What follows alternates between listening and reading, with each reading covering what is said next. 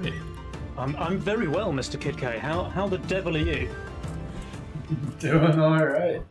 Got my tea. Excellent. I'm ready to talk. It's a new Excellent. morning. Oh, a cup of tea. Do you know what? That sounds like a fantastic idea. I only wish I'd thought of that sooner. Let me pop our caster cams up on the stream so that the spectators can see your beautiful face. Oh, It's a pretty special one. You won't be able to see it for a little while, but I took some inspiration from your profile picture. lovely. Thank you so much. How are you doing, my friend? You well? Yeah, I'm good. Been a Excellent. good week. So we've How got some about pretty you? special games ahead of us today, right? I don't know if Yeah. you, you obviously did follow because you were playing the games yesterday, so you know very well who made it through round two. Can you just give me a quick Yeah. recap what happened in round one with King Dans and Bonnie? Did they make it through? Or Oh, yeah. They ended up losing to this up and coming team. I think they're known by the name of the Stags. the Stags? Wow, They've that's a got this. strong name. Very strong name. It's a roommate and his partner there, and the roommate is brand new, but I think that they're gonna make a splash on the scene. I mean, it seems like they So. made a splash already, right? Knocking out one of the tournament favourites in the first round. And then it seemed like a pretty close matchup, honestly, versus Offmer and Adams in round two. Yeah, I think that was a game where our lack of tournament experience might have shown. My mate's lack of game knowledge a bit, but you know, Maybe. I mean, I'm looking forward to seeing you guys playing again next month for sure. Like, if you can already upset the tournament that badly in your first ever tournament match, like, I'm excited to see what you guys can do in a little bit of time thank after you you. practice together some more. Yeah. Yeah. But All fair. let me know your thoughts on the matchup that we have in front of us today, because we have in round one, the semi-final, we have Offmer and Adams, obviously the horrendous people who knocked you out in round two, and they're versus Ashton Butcher and XGod 37. So do you have a favourite out of those two? Oh, geez. I mean, experience dictates that Ashton and XCOT are going to take this, but I think both Adams and Offma have been playing really well, especially on this most recent patch. Adam is up like 200 elo or something in the past couple days. Oh, Adams is and always has been a monster in Legion. Like, Yeah. if Adams is not in the top 10 on the ladder, it's because he doesn't want to be. Like, he's not trying to be, you know? So he has always, since like day one, been at the very top of the game in Legion, and he's got a pretty solid tournament pedigree. He's even been able to carry Widdowson to a couple of wins from time to time. So now playing with Offmer, obviously much better than Widdowson, probably better music taste for sure. He should have an easy run of it here, I would think. But yeah, I mean, you can never count out Ashton and XGod, right? These guys are two-time Nova Cup champions. They have just got an insane tournament pedigree in the last maybe 6 months or so, because they also won a couple of cups just after launch as well. And these guys are Mhm. pretty scary. So either way, I think this is going to be a hell of a semi-final. Like, this could easily be the grand final right here. Yeah, I was thinking the exact same thing. Like the other side of the bracket. I don't want to talk too much trash, but they might be a little weaker than this current matchup here. Not to diminish at all the other side of the bracket. They've been playing really well, but Yeah, um, I think yeah, for that sure. Ashton and XCOT tend to play really well together. We'll see, some really hard pushes and some really kind of tactical sends from XCOT. And we'll see, the classic Ashton doing Ashton things. Oh Huge yeah, for sure. income, just really pushing the workers. If he's below 10 workers by wave six, it's embarrassing for everyone. I mean, for So, sure. Like, he does it like nobody else, right? He just knows how to snowball, press the worker button like 3 or 4 times when you shouldn't press it at all, and he just like gets that snowball rolling and crushes his opponents in the late game. So I'm kind yeah. of excited actually to see Ashton playing in this new patch, because from my experience, at least on the ladder, new patch has been mega aggressive in the mid game. Like, everybody just Yeah. pushing super hard workers, going for massive like 800 Mythium sends on wave 13 and stuff like this. And I just think Mhm. someone like Ashton, who's gonna have, 9 times out of 10, he's gonna have that worker lead going into wave 11. I think he's gonna be pretty scary in this new patch.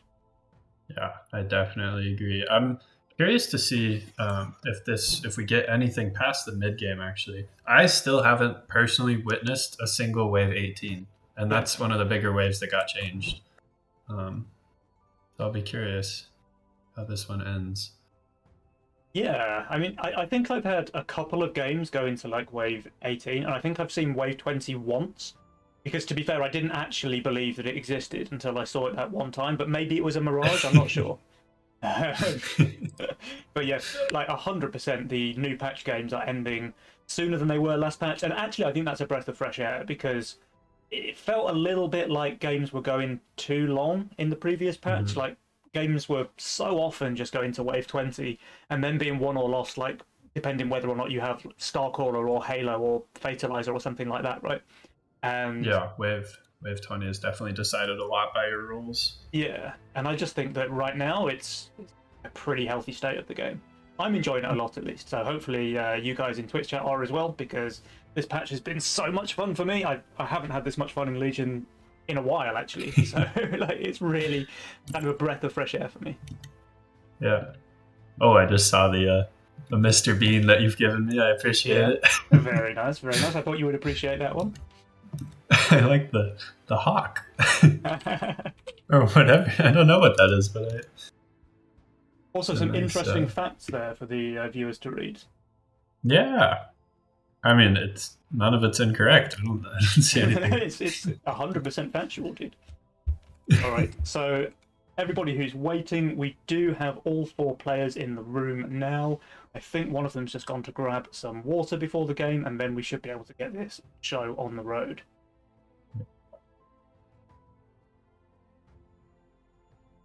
So, any predictions then? 2-0, 2-1s, which side? I think it'll be 2-1 Ashton and X God. I think that Offman Adams are going to do really well when Ashton is sending into Adams, just because I think that's a player that can, maybe to a slightly less degree than Ashton, but can really push his advantage and really Yeah, do a lot yeah. with low gold. So that's my prediction. What about you? I think 2-1 for X-God and Ashton is a good shout, to be honest. And it's a match that I would love to see because obviously, as a caster, as a spectator, you always want to see these matches go the distance. And especially if they're Mm-hmm. close, right? Like if the games are a bit one-sided, it can be less exciting, let's say, than if they're Mm-hmm. really tooth and nail, like both teams scrapping away, like an inch between them, 1% King HP making the difference. You know, those are the proper nail-biting games. Yeah, exactly.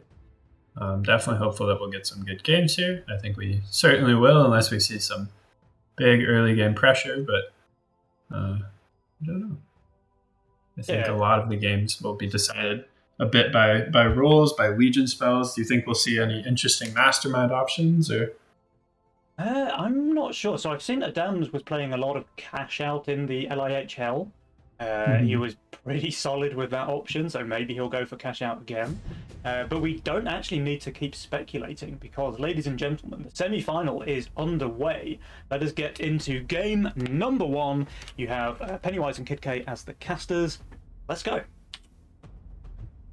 Very exciting. Um, Please do not the cat. X God with the only tagline. And we do see greed cash out from Offma. All right, oh, cash out from Offma this time rather than Adams. That's an interesting one. I wonder He's what X been God's he going to was do. he was cash out all of yesterday. Okay. Um, we do see Pulverizer, Vampire, and Venture. Venture Um, obviously leading a lot of people to want some high magic damage so that they can perhaps force Venture on 11. yeah, for Um, sure. And talking of magic damage, there is Ashton, who has the Priestess. Both Ashton and X-God actually with the Priestess, so one of the best Wave 11 holding units. Ashton also yeah. has the Bunk, which is probably the second best, so he has Mhm. a pretty nice role for that. Adams has Bunk and Infiltrator as well, so he's got good options there for the Venture. Offmer, probably not so much, honestly. Yeah, he's got the Fire Lord, but that's hard to set up well. Yeah, it's hard to make it work on 11, definitely, because Firelord is one of those where you need it to split tank, and it's just so hard to do that on range waves, right? Mhm. Exactly. And we do see Bounty Hunter from Adams. So maybe also playing towards that venture, just being overvalued with the Kingpin. This is actually Adams' signature unit. Like, back in the day, kind of pre-launch, Adams was known for being the best angler player in the game. So Oh, I pretty feel like I'm solid for winning him so to get much. his signature unit there. That's an interesting Yeah. one. And Team meanwhile, ups all around. we have Ashton on the 5-worker gate guard. That's a pretty solid opener. He even has the steed to go with it as well. X-God on the crusher, so nice slow waves, favouring X-God and Ashton, who have more workers than their opponents. Mm-hmm. And we see the Azora from Offma. Ends up being a pretty clean 5-worker opener with the cash out. Otherwise, you can be stuck at 4 workers for a bit longer than everybody else. But yeah, no that's really problems. interesting, actually. Like, he would not be able to have that 5th worker if he was playing any other mastermind option. So making pretty good use there of the cash out. And just looking at the roles a little more, the Doms obviously having the late game of the Gate plus perhaps the Vampire, and Yeah, also with the white main as white well. main. That's so scary. Yeah, X-God, actually lacking a tier 6 in his role so far. I think in his initial role he only had the egg, and he opted not to take it. Yeah, Egg's definitely a little weaker this patch. Yeah, 100% I agree that the egg has taken a bit of a nerf this patch, because the whole point with eggs was to spam them and stay like overvalue. And if you do that when your opponent has 30 workers in the new boosted worker scenario, you're just going to get absolutely rolled. Yeah. And Adams actually kind of gets away with one here. Doesn't add the tier 1, so he's not punished by the snail. The X-God would have leaked him pretty decently there with the snail on too. And the long wave would have been in their favour as well. But obviously, X-God pushing 5 workers, or 6 workers. Excuse me. That's 6 workers on X-God, that's pretty nice. He gets the veteran here. He's only receiving snails from Offma as well, so I think he should do pretty fine. Mm-hmm. What is Adams going to add? He has 125 gold, he can just go for a veteran, but no, he goes for the infiltrator. It's kind of a shame then, actually, that X-God didn't send a dragon turtle, because DT Snail can really just cancel out everything that the infiltrator does. Definitely. And he will boost as well. So he should be able to hold the triple snail with the booster. X-God with 40 send, I think he's going to be just fine there with the veteran and with the bone crusher. Ashton receiving a 40 send, I think he should do okay as well. Wave 1. Yeah. Offma, he's fine as well. So everybody, I think, just doing pretty fine here. Not expecting to see any leaks. Interesting to note that Offma opted for the mask here. That makes him quite a bit weaker on wave 5. Yeah, he really needs an answer up there for 5. Otherwise, he's leaking the whole wave to like any send. But Hermit in particular is going to absolutely destroy him. Yeah. And interestingly here, actually, Ashton stayed on 6 workers despite having the consort, which is one of the strongest units on wave 4 here. Yeah, maybe he's playing a little bit safe, which is not the Ashton that I know. Yeah, it's not what I expected. But to be fair, while X-God has 7 workers, it's not the worst thing in the world for Ashton to play a little safe. And of course, Gate Guard is very weak on the floor, so I don't hate the play. Yeah. And X-God actually, I was already sold that Bone Warrior that he had placed on wave 2 and opted to get a Sea Serpent here. Well, in that case, I don't know. This Serpent is super weak on 5. And I don't think he gets enough gold for the Coiler, no. Yeah, I suspect we'll see an Infiltrator and some boosts. Yeah, I think he probably has to. Because there's decent-sized sands coming in here. We've got dinos from both Offma and Adams. We've got double turtle from X-God, and just a lizard snail there from Ashton. So, any leaks coming up on wave 5? Probably not. We could see Offma leak. I wouldn't have minded seeing a Hermit here, just because Hermit is so strong. There's both the False Maiden AoE damage as well as the Azora AoE damage, but Ashton would have had to skip income for that, which he would have had to skip income. Yeah. So, and we do see a boost. So already minus 26 gold. Oh, a boosted veteran, not an infiltrator. Yeah. Wow, I didn't expect that one. I mean, it's a lot of damage, but that's 20 gold instead of 4. I think the 4 gold infiltrator might have just been better. Yeah, and the infiltrator as well is also very powerful. Look at this maiden! 3%, that's so big. I mean, it dies now, but it did so much more damage than it could have done otherwise. Yeah. And Offma will be leaking just a little bit. Pro leak there from Offma. If that mask Yeah. with the 3% HP had died like a couple of seconds earlier, he would have leaked Yeah. the whole wave.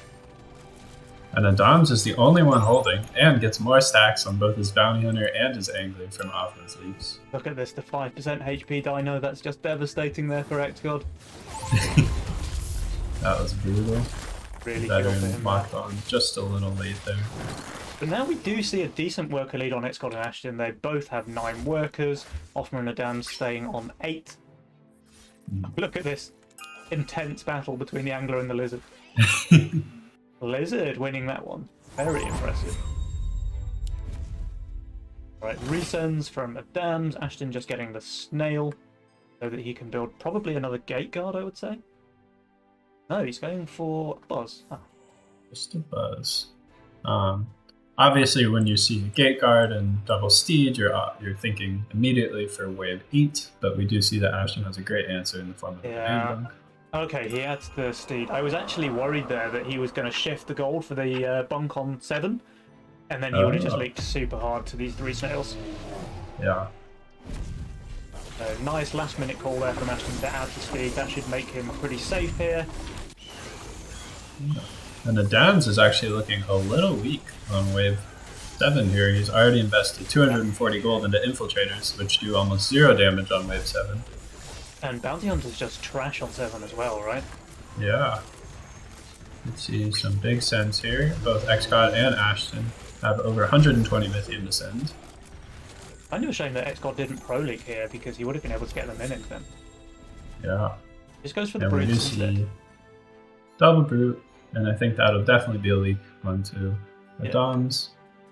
I don't think he gets brute number 3 though, which is a bit of a shame. But 2 brutes is still solid because Adams, like you say, weak here. Interesting to see whether he goes for a boosted veteran. I think he probably has to. Yeah. Or he just accepts the leak. Yeah. Let's see. No, he boosts. There's the boost. Oh, is he shifting gold? No, okay, he has the infiltrator there last second. Alright, so Aqua should do 160. just fine. Yeah, Offmer is easy holding here with his Tantrum Hellraiser. Have a quick look at Dan's lane. He is getting sniped on the left-hand side. I think Dan is doing pretty well. Is this just a full hold? I think it is. Wow. Boosted veteran. Most stat efficient unit in the game. I mean, he is 840 value as well, right? So that kind of helps. But yeah, nice hold there from the Dams. Very important to keep that Bounty Hunter alive as well. There he is, look, 98 mana, because wave 7 obviously giving 20 stacks. It's probably the most important wave in the game for Bounty Hunters. Yeah. With the most recent angler change, it's almost viable to place an angler down just on wave 7. Yeah. 40 stacks. Yeah. Ashton, I don't know if you noticed, did not shift any gold for the banana bunk on that wave. Still leaked a bit. Was at 13 workers, but he is only catching a dragon turtle and a snail. So I'll be curious to see if he leaks this. If he wants to get something like a Pegasus, okay, he goes for an APS. Not sure about that one. It's 90 under. Does Adam's full send? He gets another 40. He doesn't. Okay. Chooses not to. Another DT might have been a decent peak there on Ashton, honestly. Yeah. Especially since the DT heads right into the consort there. Which is the majority of his resend against Offmer, and his red mask died very quickly. I think this is a leak there from Mr. Offmer. Uncharacteristic mistake there. He didn't protect his Hellraiser. And now he's leaking 75% versus a Dino. Oh no, that should have been his strongest wave. What you want to see. Yeah. I think Ashton leaks as well, but this is like 3 creeps. Yeah, he's totally fine with that leak when he gets a 75% there on Offmer with only 1 Dino. Like, Ashton's very happy with that trade. Yeah, definitely in favor of Crash. Although we do see an Ogre coming out from Offmer. Right, Ashton just going for more income sends. As we said at the start of the game, right, like he just wants to snowball this game.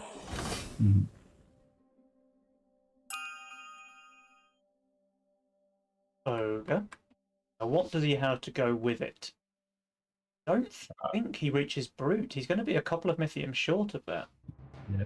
think it'll just be a Dragon Turtle. XCOD is 110 under, but he does have this lovely unit in the Samurai Soul. Samurai Soul was very good against the wave, but it's pretty bad against an ogre. So let's see whether the Send or the Samurai is the winner here. I mean, XCOD, he's good value, right? Like he's only minus 110 value. I think he will be leaking rather large here. Yeah, I think I agree with you actually. Oh no, he's now on the ogre. Is he? He's gonna leak this. He's gonna leak the ogre on super low HP. Oh, that is just absolutely devastating for XCOD. Oh no! 85% leak there with the ogre on 23% HP. That is so bad for him. Because he would have just been able to kill pretty much every wave creep if he didn't go on the ogre there. And this is all that gold. XCOD is now sitting on almost 260 Mythium. I suspect we will see an 11 cents. Ashton actually opting to go for the Dino here. Really daring Offma to both push his workers and take his venture. Yeah. On it seems like this must be a bit of a game plan here from XCOD and Ashton. So XCOD is just starving Adams, giving Ashton the freest game of his life. I mean, look at that income there. Like, Ashton has 200 income, nearly double everybody else in the game. Yeah. And I do want to point out, Adams has opted to get both his kingdoms here. Yeah, he has to. Right? He's being saved on pretty hard by XCOD. So he's still 94 over, despite being 302 saved onto him. And with Polarizer and Vampire on the field as well, like, Adams has pretty solid options to be able to hold a wave 11-10, especially with, like, boosted Orchids as well, right?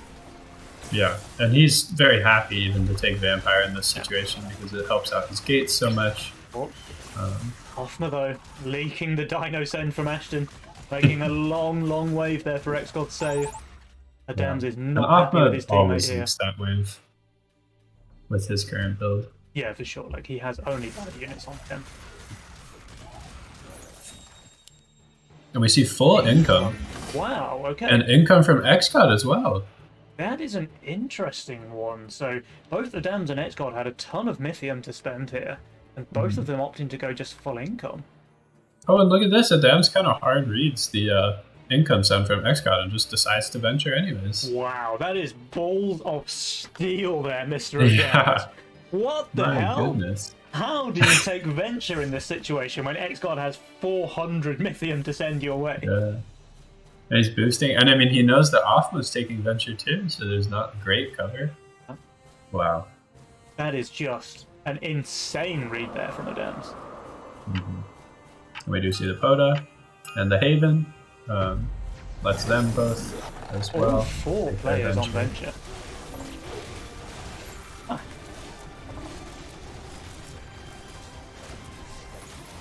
Look at this, it is a 400 myth send.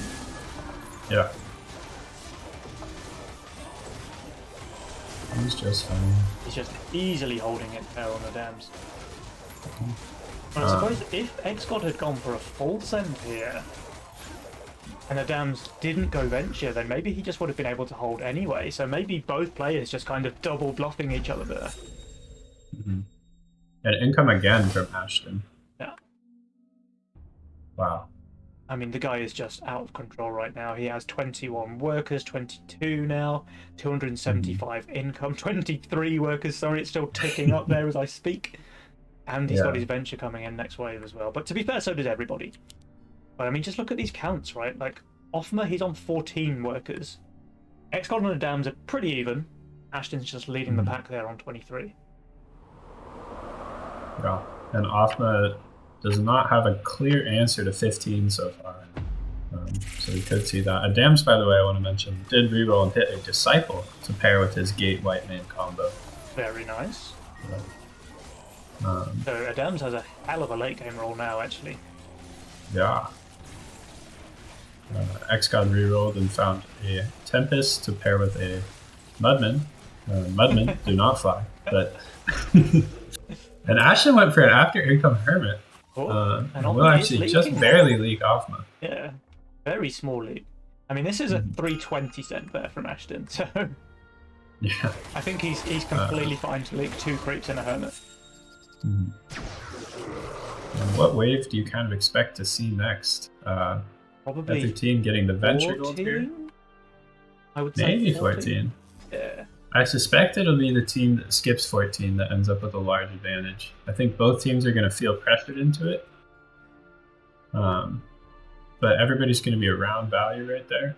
So if you can hold your metal and maybe just leak small, go for perhaps a 16 big push or something along those lines. I mean, the Mythium count's just going to be in the thousands by then if you can get to it. Yeah, absolutely. And Ashton just re-rolled his Disciple here, by the way. Oh, so he's pairing the Disciples with the Steeds. One of the highest DPS combos in the game. Yeah, pretty nutty. Right. So is anyone going to send on 14 then, or are we going to see a skip from everybody? Maybe I could see 15 sends, especially with Othma just playing this Avenger here on 13. Makes the 15 a lot more appealing. Yeah, everybody skips. Yeah. Alright, KidK just prepping his veterans here, just getting his tanks online. What is Ashton going for? Just spamming Pegasus now. Ashton kind of also reads that they're not going here. Oh no, he ends up getting the Harbinger. Harbingers are honestly not that bad on 15 because the dogs just tank so much damage. Every time they pop out, the big octopus and all of the little ones focus it immediately. Just wastes like 1,000 damage or so. Yeah. But, I mean, XCOD is kind of hard to send into on 15 as well because he's got the quota already. Yeah, that'll be in his area next wave, obviously. He's got Orchid potential, so does Ashton. But the sends are massive here. I mean, almost 700 sends. From everybody though, right? Yeah. So there's a Kraken from Othma, there's double Shaman from XCOD and Ashton, Shaman from Adams, and then just spam. Oh, but Adams gets the 4 eyes as well. That 4 eyes should get onto the area. Maybe able to overpower its healing. Ashton, by the way, he's boosted this Orchid every wave so far since 13. So that's 60 gold worth of boost he spent. But obviously it's going to come in pretty important here now on 15, so... Let's see what Adams adds here with his 250 gold. Probably Pee-wee spam, Edison. Yeah. He spam from Adams. He actually ends up shifting 50. His APM must be around the same level as mine there, running out of time. Yeah. And Othma did finish off his Sovereign, by the way. Yeah.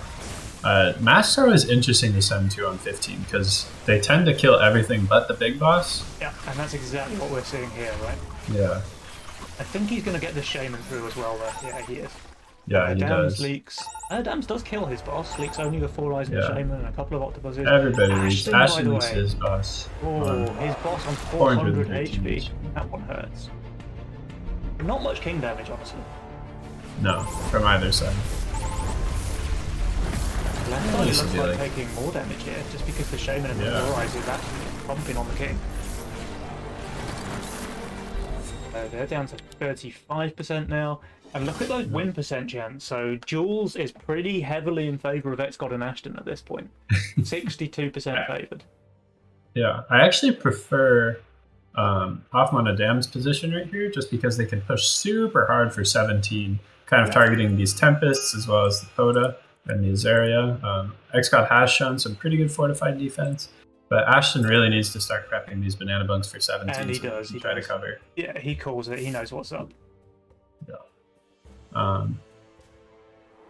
But we will see, because I think 17 is certainly the next send, given that XCOD has pushed to 40 workers. Yeah, wow, okay. So XCOD pretty committed to a send here then. Yeah. Adams is so strong on 17. Yeah, Adams is strong, and not only is he strong, he's definitely holding the longest because he has the best tank line, Yazoras, which can dodge everything and take their time, and he also has the longest stalling mechanism in the gates, which just constantly spawns units for the first few moments of the wave. And XCOD's actually going to leak this as well. He is leaking the no send. He's keeping on pushing, by the way, so this is a suicide play now from XCOD. They decided that they need to win the game here on 17. And with the worker change, he's at 63.6 That's Mythium. pretty nutty. 10 seconds. Now 67. And He's he's going going to to keep keep pushing, on I'd pushing. imagine. Oh, is he? Is he actually going to build here? He does. Okay, he goes for the double golem, hardens those, of course. He unhardens XGod. Yeah, okay, keep them hardened. Yeah. And we see 4 eyes from both Offma and Adams. Yeah. Um, Double 4 eyes from both of them, actually. So Ashton, he does have 2 havens and a small bunk. So he's got pretty solid tank line there. And he is the closest to value in the game. Like, he's minus 420, Blaze it. But everybody else, like XGod is minus 1600, Offma and Adams, they're both minus 8 and 900. Yeah. And Adams, I don't know if you caught this, but he hid decoilers his entire roll, and so now they're going to pop out. Sniping the Witcher, the Damned, what a god! That is really well done. Lithium just deleted there from XGod Send. That is so clutch there from Adams. XGod obviously leaks full, but Ashton, he's holding. And Offma's leaking 100% as well, and there's Adams. Yeah. So this is game number 1 in favour of XGod and Ashton. What a clutch game. Very well done. XGod kind of recognizing that he's dead on 17. Pushing full. Catch out off on Adams. Yeah, very nice read there. Defeat. Very nice read from XGod and Ashton. Nicely played. If we take a quick look at the graph, it was very close actually for the first like 13 waves or so, and then all of a sudden Ashton just went ham on those workers and just pulls ahead in the lead, and then of course we saw XGod just full push there, the suicide play for a 17th end, and it was enough because Adams, like, he's 4.6k value, he has a lot of very strong units on 17, and I think if XGod didn't do that full push play, Adams might have just been able to hold here. Mm-hmm. Yeah, I wouldn't have minded perhaps Offma and Adams maybe reading the situation and noting that there's been 0 swift armor shown so far, and perhaps trying to force this 16 send, even though Ashton is on value. I mean, XGod is suiciding as we saw, but that's always hindsight. You know, if they try to make that play and they miss, then they could get 18 or even 19 and really end up in a terrible situation. So, and in fairness, like, Ashton was pretty weak there on 16, to be honest. Like, he has good value, but all of his units are terrible there. Like, he has the Havens, he has the Harbingers and the Steeds. It's pretty much dead value on 16. Other than that, I think it was a really well played game. Really unfortunate for Offma there, just that small mistake costing him his Hellraiser, tanking a bit too much on wave 8. Yeah. Oh yeah, the wave 8 was painful actually. Just a dino send there, leaking him 75%. It was, yeah, that was not ideal, because that should have been his strongest wave as well with the Tantrum Hellraisers. Yeah. And it also means that he can only push to 12 after receiving 80, and then gets 160, and still can't push despite having set 240 himself, so suddenly he has income. Really allows Ashton to kind of snowball out of control here, sending again on 12. Yeah. And we said it at the start of the game, like, Ashton, when he gets that snowball rolling, he's just a very, very dangerous player to be on the other side of. And yeah, he certainly showed that here today. So XGod and Ashton, X Crash, they are 1-0 in the lead here, and pretty impressive stuff. But we did call a 2-1 at the start of the match, so obviously that means it's time for Offma and Adams to win a match, right? That's how it works? I believe it is their turn. Yeah. Legion TD2 scripted tournaments confirmed. So we will see. Very curious. I'm wondering if perhaps we'll see not greed from Adams here.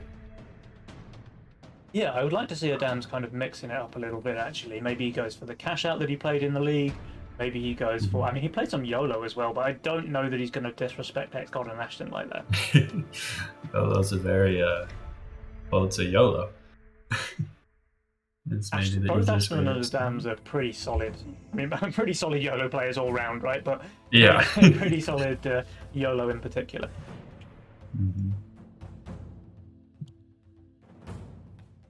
All right. I think we're going to start it up. So the game is just about getting ready. All the players are ready. I think we're just finding a server. We are. And then without further ado, guys, let's get into game number 2. Please do not the cat. What does it even mean? I don't know. I want to find out. Cryptic message there from XGod. And I have to say, the Blob Boys with their beautifully themed profile pictures there. Yeah.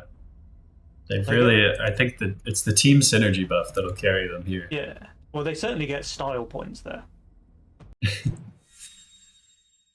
Right, we get Greed from XGod, Greed from Ashton, so 0 balls on this team, Greed from Adams, and Offma. Come on, what are you going to show us? Is it cash out again? It is. It's cash out. And one thing I want to point out is that both XGod and Ashton Busher have the strongest unit in the game, Trinity Archer, which also has Sorcerer in the game, so I suspect both of them will be taking that. Trinity Archer with Sorcerer is just obscene, by the way. It's very powerful. I know last tournament when I was playing with Toykin, we had a plan of him locking in Trinity Archer if we ever saw Sorcerer in the leading spells. Yeah, so. Not a bad shout, to be honest. See that working for sure. Not too bad synergy with it either. Like XGod has the Oathbreaker, which is pretty solid to pair up with the Trinity Archer. Same with Ashton having the Gargoyle and the Mudman, which covers the weak waves there on 5. Yeah. And he also has the Berserker and the Yazora for 6 as well. Yeah. And we do see Trinity Archers from both of them, as predicted. And there is the Archer Oathbreaker start from Ashton. XGod, is he going to egg? I think he might egg. He's got the triple threat there. He has the Graal, the Egg, and the Polywog, which can hold any 60 send on 3. Offma's on 5 Worker Crusher with the Aqua. Well, does he go Adams 6? has the Steed. I suspect he will with that roll. Yeah. We should be fine on 4 as well with the Infiltrator. Yeah. Like, if you're playing Cash Out and you get the Bone Crusher, you have to go 6 Worker, right? Like, it's just rude not to. And to be fair, if he doesn't go 6... Oh, he does. Perfect. Yeah. I was going to say, if he doesn't go 6, when he sees XGod's Egg on wave 2, he'll be kicking himself. So I'm loving the fact that he went 6 Workers here. Like, he's kind of won the coin flip there, for sure. I think we might see 7 as soon as he sees the Egg. Juicy. Ashton, by the way, did not receive on wave 1, so he's forced to save 4 workers here. So very low worker count from both Ashton and XGod to start off the game. That does obviously give a bit of an advantage over to Offma and Adams, who have a solid worker lead on their opponents. And XGod shows the Polywog. Does he need that to hold a snail? He does not need that to hold a snail, no. It even holds a double snail, as we saw yesterday when SSP double snailed FDQ's Naked Egg. Yeah.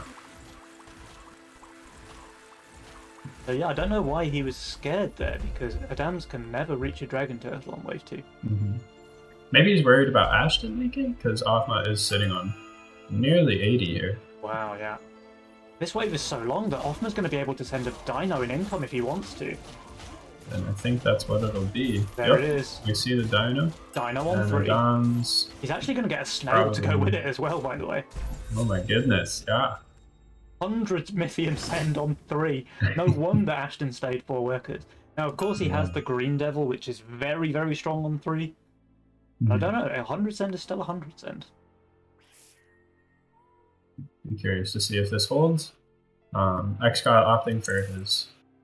Oh, I think you need the Seraphim, like, here to be able to hold. Yeah, there he goes. Going cat? Oh, it's a cat. Interesting. I don't think that holds, but I'm ready to be surprised.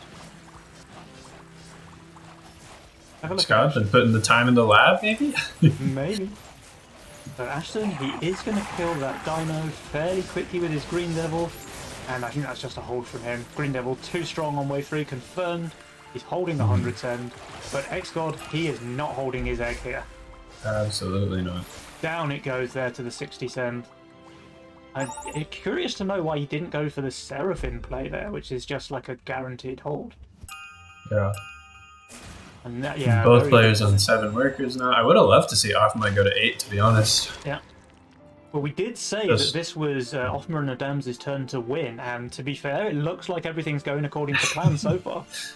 Yeah, Jules already given them a 7% edge here. Well, Jules knows what's up, dude.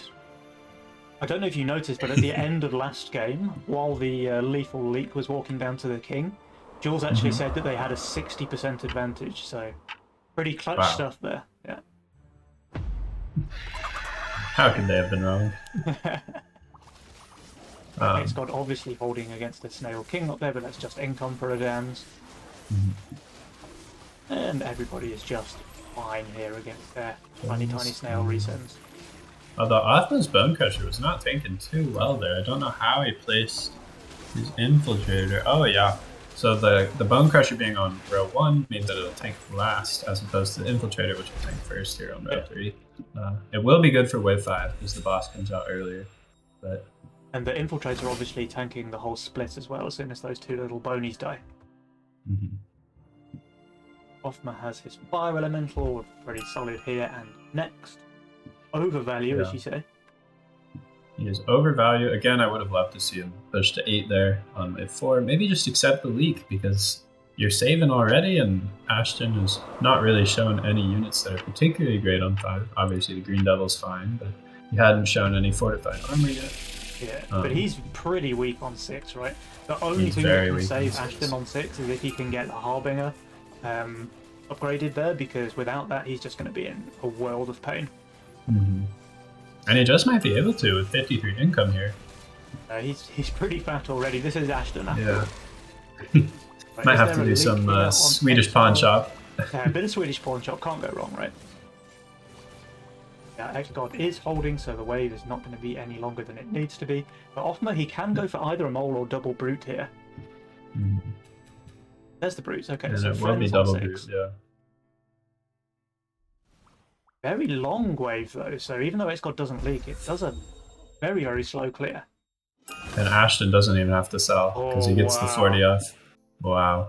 Ashton, 655. How does he do it? Like, he stayed fairly low workers for this game. Everyone else is kind of higher. Offma's tied. And he still just gets that Harbinger out on 6. He's just got his break points. Do his snails give 7 income, or what is this? Yeah. And Adams obviously is at 9 workers, because he's had 0 pressure against him. Yeah. And he's getting more feed there from Ashton, so Adams probably goes up to 11 now. And the brute ends up going straight onto the gargoyle, so it's not even on the Harbinger yet. This is looking like does survive actually on 18% wow. HP. Oh, that is filthy there from Ashton. What is this focus? Like, one more crit and that thing dies, and it's just so much less damage.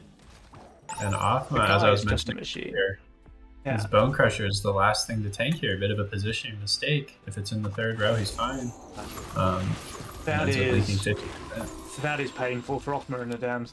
So we said that they had the kind of dream start there, popping X-God's egg on 3, having a big worker advantage. Well, now I actually think the game is back in favour for X-God and Ashton, because that was such a one trade for them there on 6. Like, Offma leaking 50% to a dino, while Ashton fully holds the 140 cent. Yeah. And X-God here is a bit behind in the income, but he does have his egg. He's ahead in value. So curious to see how he'll transition this. He's looking a little weak on wave 9 right now. With the broken egg. And Ashton skipping a wave, putting pressure onto the gate guard steed player over here. He must have lagged out or something. I don't think Ashton would have willingly skipped a wave there. No. It was X-God threatened him, and that was it. X-God's bribing him, I think. There's a bit of prize money on the line, so maybe he's offering a bigger stake if Ashton can skip a wave or 2. Yeah. We do see the mole coming out from X-God. Oh, God, no. But hopefully we'll see. Offma has the perfect answer. So obviously, normally, Pierce and Arcane units, the Aquas, have no chance of being able to hold wave 8, which, as you know, is magic and swift. So, but with this Orchid here, especially if he puts a couple of boosts into it, he will be able to hold, and he does. That's 20 gold. Easy hold now from Offma. It'll definitely be an easy goal. You do see the snails; those will be gobbled up first, but it doesn't go on the mole. Yeah, but it's just killing the entire wave first, right? And now it's on the mole. Like, this is just fine. This is an easy hold. Yeah. Meanwhile, Ashton obviously holds there with the Trinity Archer on 8, just easiest hold of his life. And XGod he's holding as well. He's now starting to show his own elite archer. These guys are gearing up for that sorcerer. And Ashton pushing hard here. My goodness. Are you going to keep pushing after income? I think he will. He's going to 15.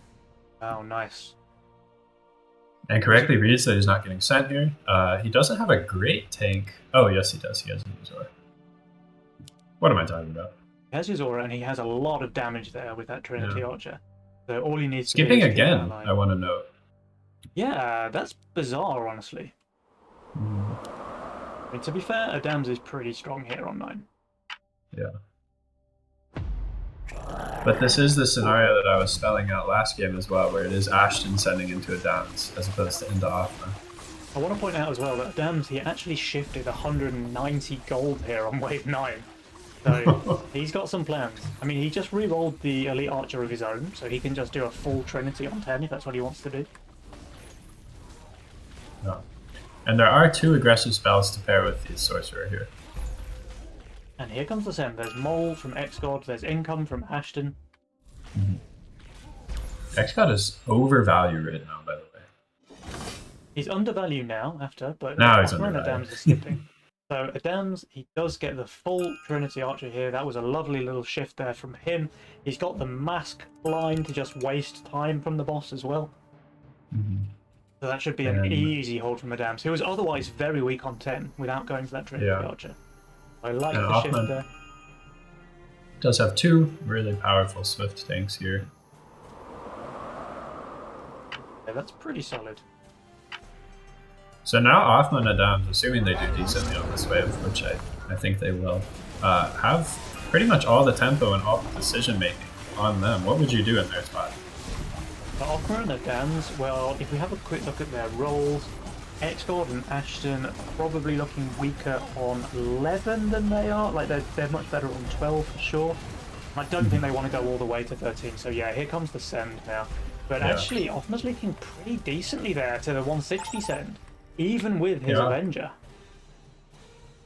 I didn't quite see how the aggro shaped out there, but not surprised. Both the Fire Elemental and the Rogue Wave are a bit weaker on wave 10.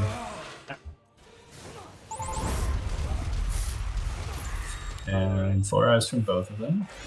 So what is your answer then, XGod and Ashton? Obviously you're taking the Sorcerer. It's a Butcher, by the way, onto the Trinity Archer with Sorcerer. Life Steal Trinity Archer, OP, confirmed. You heard it here first. And we do see press the attack from both Offma and Adams. Yeah. Ashton going for a gate here. He does play the Sorcerer, which is obviously a good call.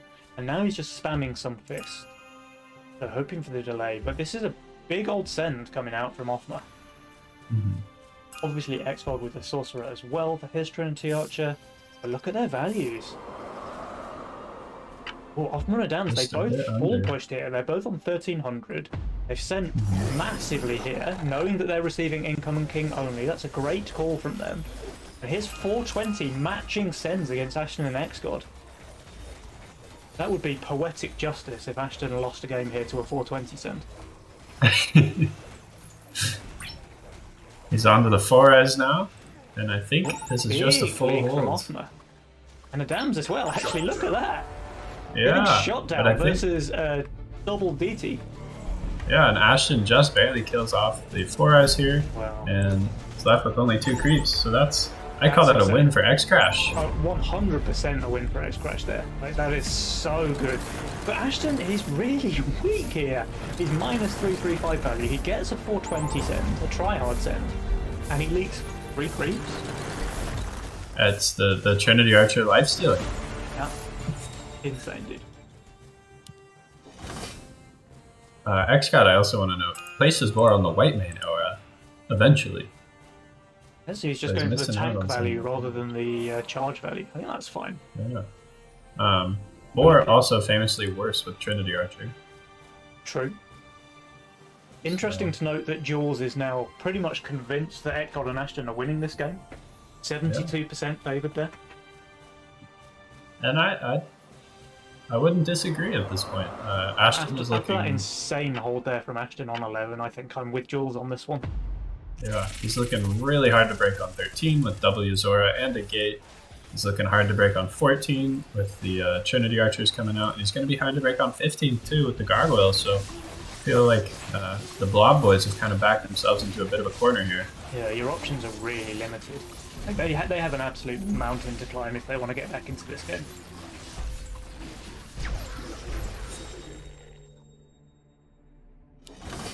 Yeah, and they will skip 13. Everybody's undervalued. We do have a small worker lead on the side of X Crash. Going for the red eye. Okay, changes it. Ashton does have the gold for the gate, but he's actually going for a second Trinity Archer instead. So he's correctly calling a 14 send, or at least not a 13 send. And X-God as well. Placing a second Archer, placing more Cats. Yeah, so they're both all in on holding 14-15.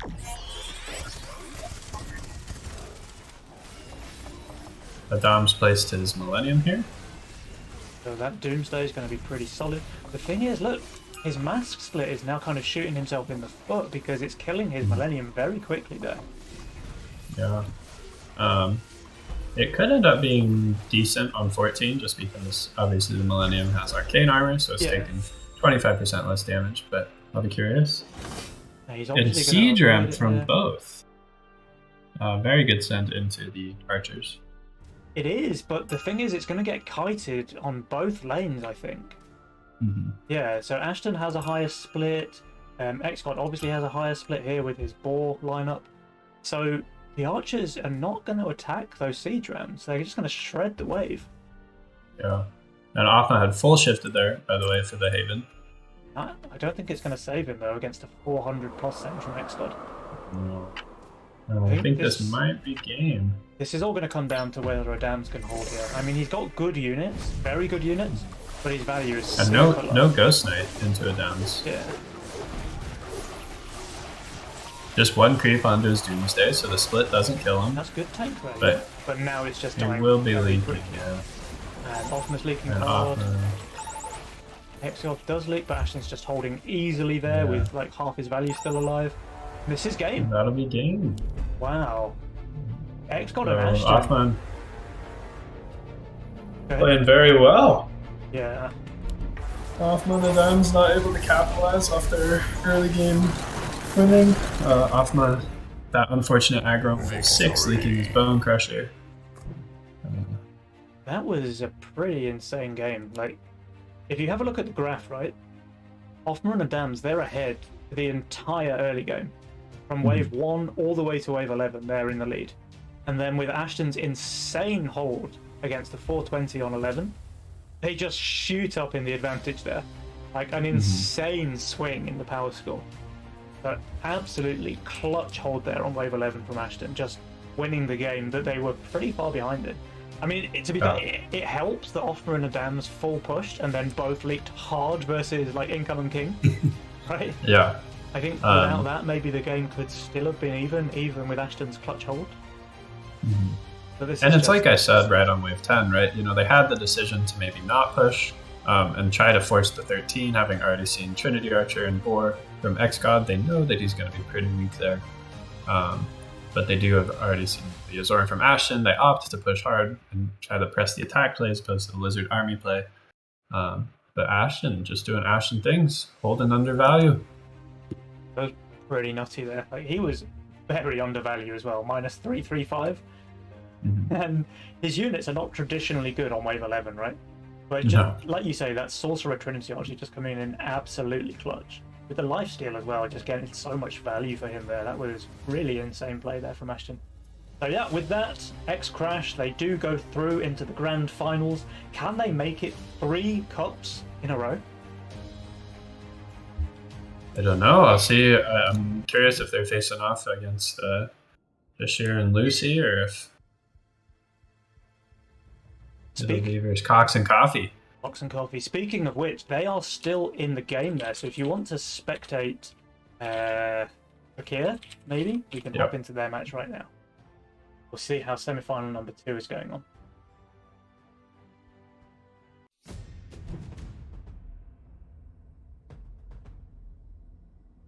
See if that worked. Let's just /spectate. Yeah. Alright, so we're on wave 8 as we get into this game. We have a bit of a send coming out from Drakea and Lucy, but Slickens and FDQ, they both have very high value. I think they're just completely fine here against this. I'm gonna go ahead and restart my game. I can't get in, I'm sorry. Sure.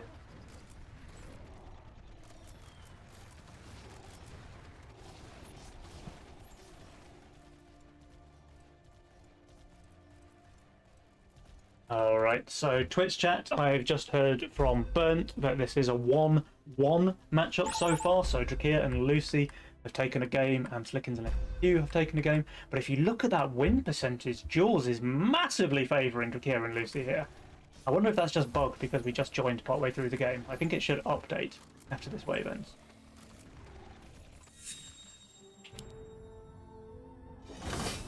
Ah, that's better. Okay, so much more close now, 56 to 44. And we do get a decent size send coming out from Slickens and FTQ. There's double Brute there from Slickens. He's going to get another 40 to go with. FDQ, he's going to get 2 sets of Imps there. But do you know what? The Imps are really not that great against Drakea's lineup. He's already showing double Peewee and a Green Devil. So he's got solid tanks there.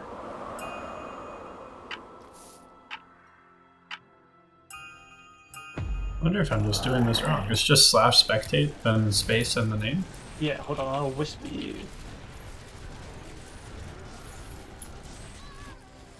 Like that. I'm gonna copy that exact message. Still not working? No. It doesn't show up in the chat either. It's just upset with me. Very small leaking there against the double Imps, and Lucy the same actually against the double Brute and the DT. Let me just check something on our full KidK to see if I can. You do have spectate rights, don't you? You have spectated before. Yeah, I've spectated with Shadow before. Oh. Okay, so I don't need to check that then. Assume that you still have it, as I can.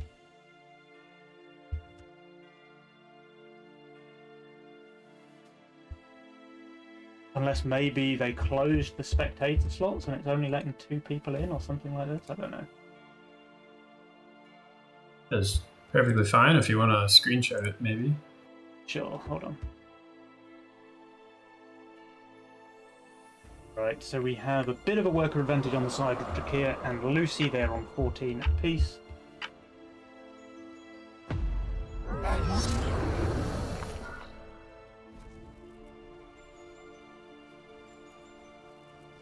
Alright, you should have my screen now. If it starts to lag the stream though, I'll probably have to close it. Yeah, no worries. Alright, everybody kind of chilling here on wave 10. We do get income sends coming out from Drakea and Lucy on 11. Will that be matched by Slickens and FTQ? Well, actually, Drakea going for a bit of a leak here versus no send on 10. Wow. And there is press the attack and overwork, 2 very aggressive spells. Yeah. And an FTQ they haven't sent yet, so maybe they're going to skip. Okay, no, they go for a bit of income here. Income all around. Income all around. Pawn shop all around as well. There's a red eyes there for FTQ and a boost, so an easy hold for him. Slickens pawn shopping his canopy to turn it into something useful for 11. Oh, actually selling his Fire Lord. Oh no, he just gets the full Phoenix. Nice. Yeah. And we also have a full Phoenix on Lucy, so easy holds for both of those players. I'm going to say Drakea might be the only player to leak, but I mean his value is pretty decent and he's only receiving income, so I think he's completely fine as well. Yeah. Probably just 4 holds here. Hopefully. Interesting to note that both Lucy and Slickens were cartel, so they just got that minus income, but Lucy ends up being ahead in the income here. Yeah. A fair amount. And a good split onto her Phoenix there. Yeah, really nice focus there actually on Lucy's lane. But kind of as expected, it looks like all the players are going to hold here. Yeah, here the only player who looking like he might leak, but he's actually just completely fine. So 4 income sends, 4 holds, and the game continues pretty even. Yeah, and when you see Phoenixes on both sides, as well as seeing Zeus's, they're never sending 13, so I think we'll see big 14s here. Yeah, sure. And who is in the best position to hold that, do you think? I would say probably FCQ. Like the Red Eyes is solid on 14. He also has the option to go for like a Star Corner Circle, which is a ton of damage. Yeah. Lickens, he's not bad. Like he can have canopies to go with his Phoenix and Leviathan Circle. But actually, so can Lucy. So I don't know. Yeah. It's pretty close all around, honestly. Just about even. I wouldn't be surprised to see people pawn chopping their Phoenixes off on mid 14. Well, that hurts though. Yeah. That's still a 70 gold loss, right? That's what you got to do occasionally in these situations. Especially when, these Mythium Sends will probably be in the 700s with the worker change. Yeah. And speaking of the worker change, Drakir and Lucy, they do have a bit of an edge here on wave 12. So their Mythium generation a fair bit higher than their opponents. And Jules kind of getting more and more certain that Drakir and Lucy are going to win this one as the game goes on. Drakir actually, he's well aware that this end is not coming here on 13, so he upgrades the Vulcan cannon here.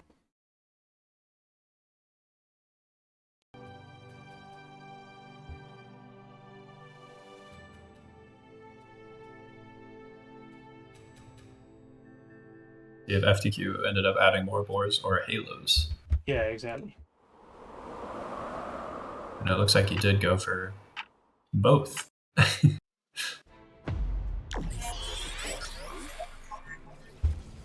Well, so everybody's saving here as we expected. Kieran Lucy going ahead and sending. Pack leader Mimic. Right. Interesting. Huh? I'm not sure about that. I think you kind of need a double 4 eyes to be able to break them. Yeah. Obviously, they don't actually have that much Mythium, so. It's a fair amount. I mean, it's a. What is it going to be? A 400, 500 cent on 14? But you need the 480, right, for a double 4 eyes. But the double 4 eyes is just so strong against Phoenix builds. And you were right. So Slickins has pawn shopped his Phoenix, as you say. Lucy not doing the same. So is she going to live to regret that? Let's see. Drakir is probably one of the strongest holders on this wave with his double big gun, perhaps. It is and certainly a lot of tank value. Hardening there for Decay. So 440, 420, pretty similarly sized send. Actually, FTQ receiving the bigger send here, a 520 on 14, and that's going to be a big, big leak on him, I think. So can Slickins, with his pawn shop here, come in for a clutch hold, because that is going to be really important for Cox and Coffee? And the answer is no, he's leaking here. Yeah, they're both going to leak about 70%. Here and Lucy leak as well, but they leak slower. They do give a double shutdown, and I don't think Cox and Coffee are dead here. There may be a bit of an opening to come back into the game. Yeah, we'll see. Definitely in favor of Drakir and Lucy, I would say, just because they have the king attack as opposed to the AoE up, so they're able to better handle any of the bigger sends, but I end up being completely wrong. Yeah, pretty similar for both teams. So, kind of close now coming into it. We're about Lucy pushed hard. Oh, she did, yeah. And that is something that I love about the new patch, by the way. You never have to wonder, like on wave 14, wave 15, shall I push now or shall I wait until double workers? Like, as soon as you hold this end, you just push everything you have into workers, and you just keep that aggression going. There's no more, like, stop-start aggression with the gap between kind of wave 14 and 16. Yeah, I'm definitely enjoying that aspect of the gameplay. Makes a lot more sense. I remember when I was going through the tutorial way back when, being very confused when the game coach was yelling at me to not push workers on 15. Alright, we do get a resend here on 16 from Kia and Lucy. Do Slickins and FTQ anticipate this? Are they going to send themselves? They should. I mean, FTQ is playing Boar Halo, and one of the only weak waves of Boar Halo past 15 is 16. Yeah, of course. Um, And Drakir. and I think Jakir, he leaks here. It's very close. Very it's close. gonna be a hold. That's a hold, Yeah. okay. And Slickins and FDQ, they don't Oh, read this. Oh and I no. think that's gonna be game. But Slickins, he Oh, sells all of his huge pawn shot canopies. though. But does he What's just he get a gonna get? second Phoenix? He does. Okay, nice. He's going for Phoenix 3? No, he's just spamming the Tempest. Okay. Couple of And more Devilfish Town. Devilfish. I mean, they're reading the send, but I just don't know Oh, if they're gonna be FDQ on the strong enough death here. cap here. I'd love to see FDQ pawn shop a red eyes for like another 2 death caps. That would be so Yeah. clutch. And we won't see it. Damn. Unlucky. Could be close here. Could definitely be close. Big sends though. Though, yeah, like he has the double Phoenix now, but he's still very low value against a very big send here on 16. This Phoenix, it is going down. Oh, it was so close. There was only 3 creeps left there. Wow. Second Phoenix goes down. FTQ is leaking as well. I think that's all she wrote. I think that's the end.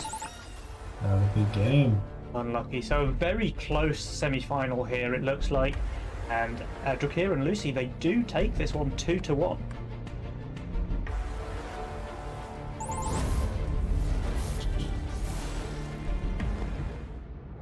Victory. Oh, okay.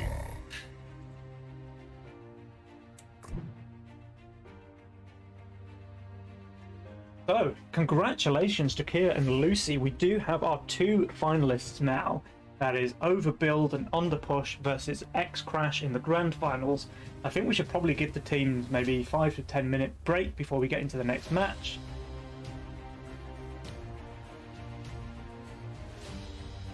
Very exciting. The really interesting games that we've seen so far today. I feel so bad actually for Slickins and FTQ not going for the sender. They made really good calls with the pawn shot. Maybe if FTQ had pawn shopped as well, because like we look at his league, it's only 67%.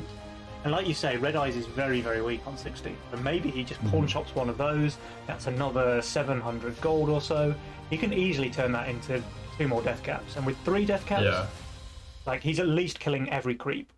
Maybe he It's such a 4 eyes, but a tricky situation there. I think perhaps they're forced into Income King just because, I mean, if you look at Jakir's build on 16, he's pretty much got everything you could ever want. Good tanks, insane AoE damage with Pyro's Flowers, and he's got guns. Drakir's just never leaking on. Yeah. So they're kind of forced into this play. If they do see this line, then they should just not push after 14, I guess. Yeah.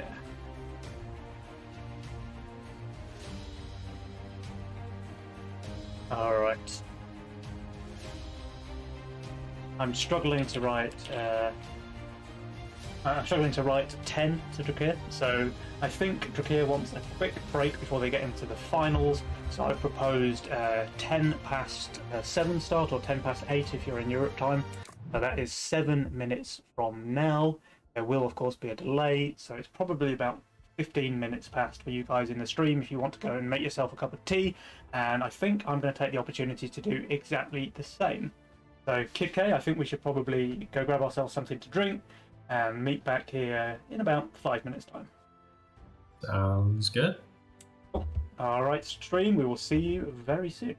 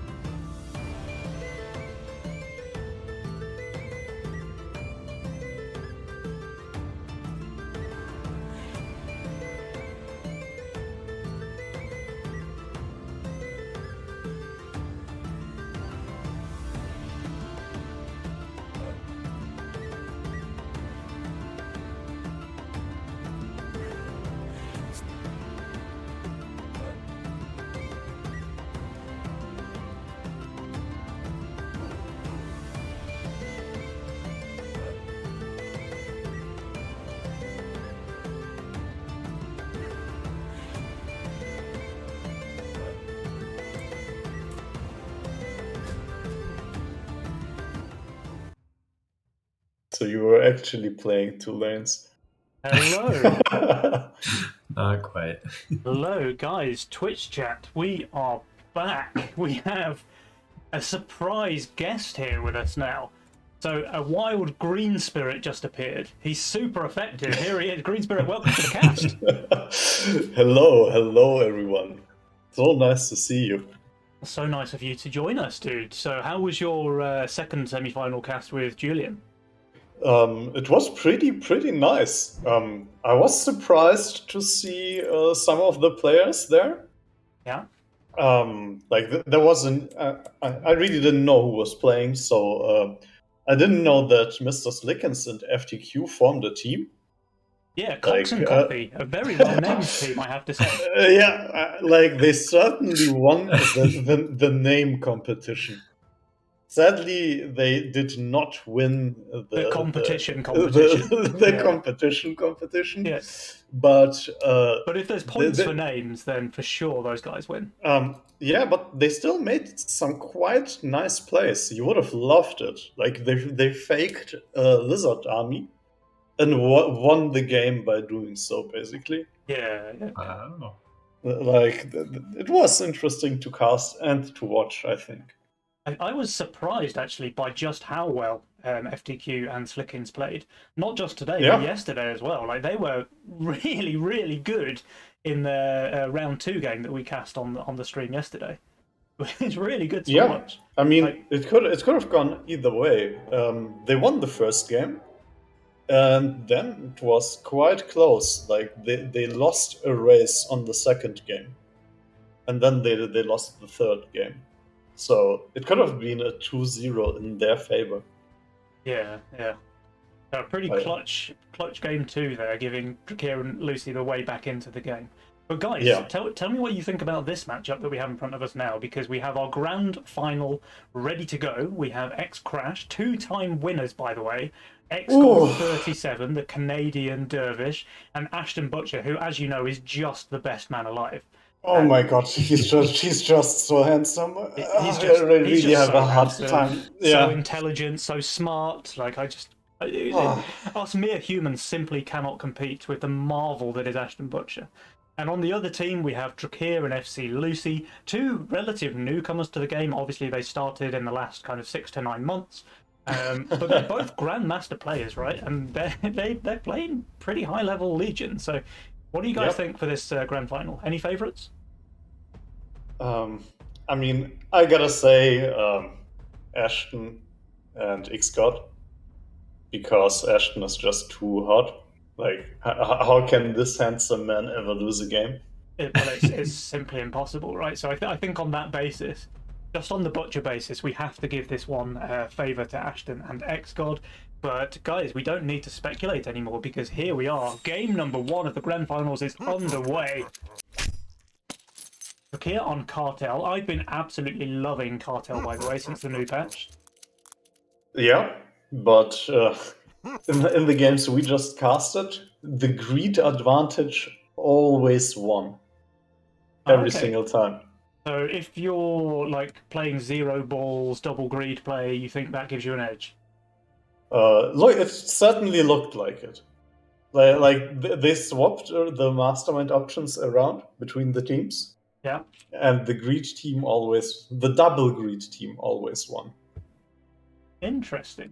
Well, on that basis, it gives another advantage over on the side of Ashton Butcher and XGod 37, as if the man, the myth, the legend needed any more advantage than he has already, right? Yeah. Alright. So, we've got some pretty interesting spells as well. We've got the double aggressive spells there, Overwork and PTA, and only a Pulverize there as your defensive spell to back that up. So I probably do expect to see big wave 11 or 12 sends coming out. Yeah, I would expect the same. But in that case, I certainly see an advantage for Drakir and Lucy looking at the spells alone. Interesting. And their rolls, right? Drakir and Lucy have some pretty nice rolls, especially for the wave 11 and 12. Yeah. You're right on that one for sure. XGod playing the Trinity Archer again. We saw how well that worked last game, but he doesn't have the Sorcerer to go with it this time. And I do want to point out Ashton's positioning here. If you look, he's already positioning for his gun. So it'll be interesting to see when he shifts for that. Maybe he just full shifts on 3 for a gun on 4. But no, I think Ashton being Ashton, he's just going to go hard workers instead. Yeah, probably see it on 8, I suspect. Yeah, that's a good call. Maybe 7. Yeah, I would assume 7, to be honest. Since he's showing 0 damage for wave 7, kinda. Yeah. Right, so everybody's chilling out on their Mythium here.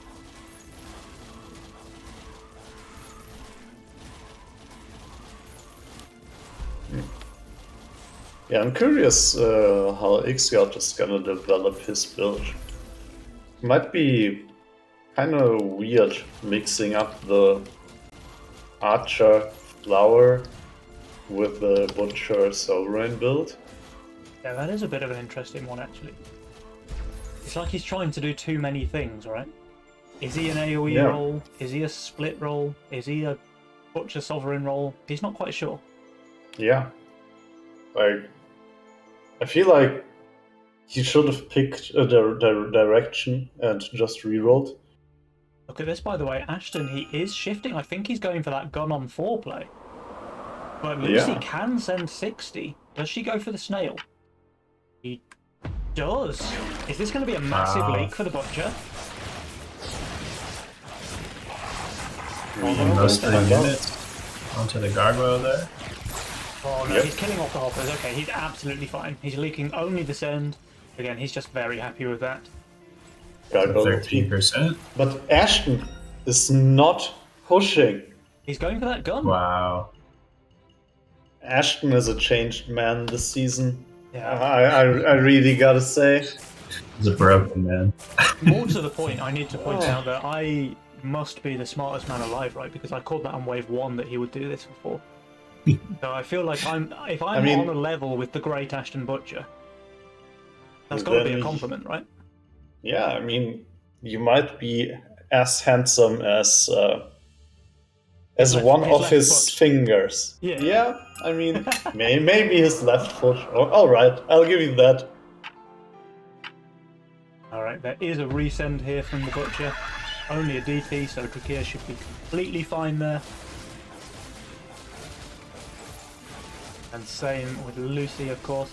So those guys now have a bit of a Mythium advantage. But this is kind of the dynamic that we saw in the semi-final with X-Crash versus the Blobs. So Ashton is just going for his hard income snowball, and XGod is trying to enable him a little bit. So he's going for those saves. Okay, he takes a snail here, but he's still pretty much starving Lucy to give Ashton that free game, right? And it's interesting to see that they decided to go here, even having received the send, because both Ashton and XGod look substantially weaker on wave 6 than they do right here. Yeah, for sure. XGod already showing the Green Devil, and Ashton obviously having the Honeyflower and the Gargoyle. They should both full hold here. Although that is 100 send coming out from the queue. Ashton, he's shifting 100 gold, so I think that might be a lead from the Butcher. And I mean, Lucy looks super weak on wave 6. So this long wave might give her some trouble. Yeah, but yeah, very I can see like Ashton taking the risk. Oh no, XGod though, he's not killing the Scorpion. Ooh, that's very unfortunate. But I think the shift, the shift was very reasonable, right? He was trying to cover wave 6. Now on 6, right? Which is a good call. Yeah, and he's still shifting, staying on 7 workers. Oh my god. Ashton, what is going on? What happened with this man? And he skipped a wave. Oh, no. I don't even know what he's doing. So Lucy on 8 workers here. Gotta say, pretty weak on this wave. Yeah. XGod, he's not sending here. That's kind of surprising to me. I mean, Lucy does not look that strong on 7 either. But Lucy is shifting. Wow. Oh, Oh, And she's going to that's get that sovereign. That's so clutch. very, very ballsy. The game-winning play.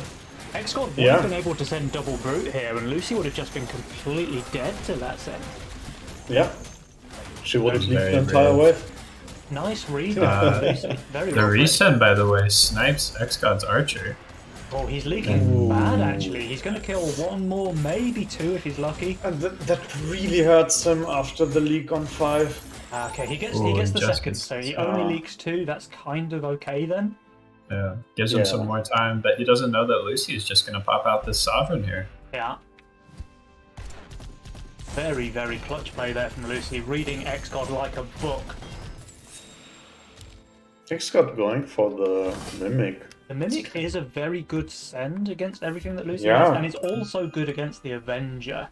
Yeah, but I mean, he saw that she shifted. It's kind of risky, kind of a gamble to go for the Mimic instead of Roots here, in my opinion. Since she could have easily shifted for a bunk here, right? A good call, though, in the end. So XGod's Mimic is going to end up being the best send. Yeah, I mean, since in hindsight it was a good send, it must have been the right decision. That is the Flight TV. Correct. Oh, this Mimic is just getting so much value, though. It's already snacked Yeah. on 3 creeps. Now it's chewing through the green devils. Ooh. And it's finally on top of the Avenger. So, is Oh, this this Avenger going to pop off, or is it just going to die? I think No. it's the former. Just dying. Wow. Wow. Another And the person. Mimic's tanking the damage as well. Look at that penny leak there. 800 Wow. HP left on the Mimic. And the here Yeah. even says it.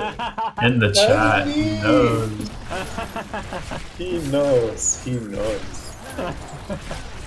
Yeah, but Rahir is just covering it. So Yeah. only He's at 12 economic workers here. damage. I Yeah. would love very to see him nice. go to 14 and just place the boar on 9. Yeah, Let's Really sort start he, out to he, go. he the does. He Trinity does. Yep. here. The Trinity obviously That's- very strong on 8, but the Send is not coming on 8. Yeah. Mind you, Ashton is I just mean, an absolute god on wave I, 9. I also kind of dislike the decision to get it. Like, you already have the Green Devil, you have 4 gargoyles, you don't look weak here. Yeah. And they didn't skip last, so you're not forced into that. Yeah. And that decision might come back to haunt XGod now if there's a big Send on 9. Like, I feel like that was the chance to transition into, like, Avenger Butcher Yeah. and just forget about your Archer and transition your build and reroll. Lose the Archer, lose the Flower. Get the You've got tanks. Pulverize coming in too. Yeah. Oh, there's a leak there versus the double lizard resend on Lucy. So she stayed Yeah. low value, she was playing aggressive, looked very strong on this wave. But the double lizard I wasn't think up. they're gonna be happy about that beat though. Yeah, that's Huge true. sends coming in. Yeah, Yeah, but but they big- really need some leaks, some big leaks here because Lucy is falling behind. Otherwise, yeah. like with an 80% leak and a 50% leak, that kind of hurts. I mean, you say Yeah, Lucy's and falling Jashir. behind, but look at XGod with his 9 workers here on wave 9. Yeah, true. But I mean, X got leaked decently on 5 as well. Then Yeah. Small on 6, and he was starving Lucy. 9 workers and he's gonna leak here too, I think. Yeah, that's 4 Yeah. friends on wave 9. And he's got 400 gold of his value into this Trinity Archer here. I think this could be a pretty big leak actually for XGod. I mean, And with a Jashir. split like this, it still does alright damage.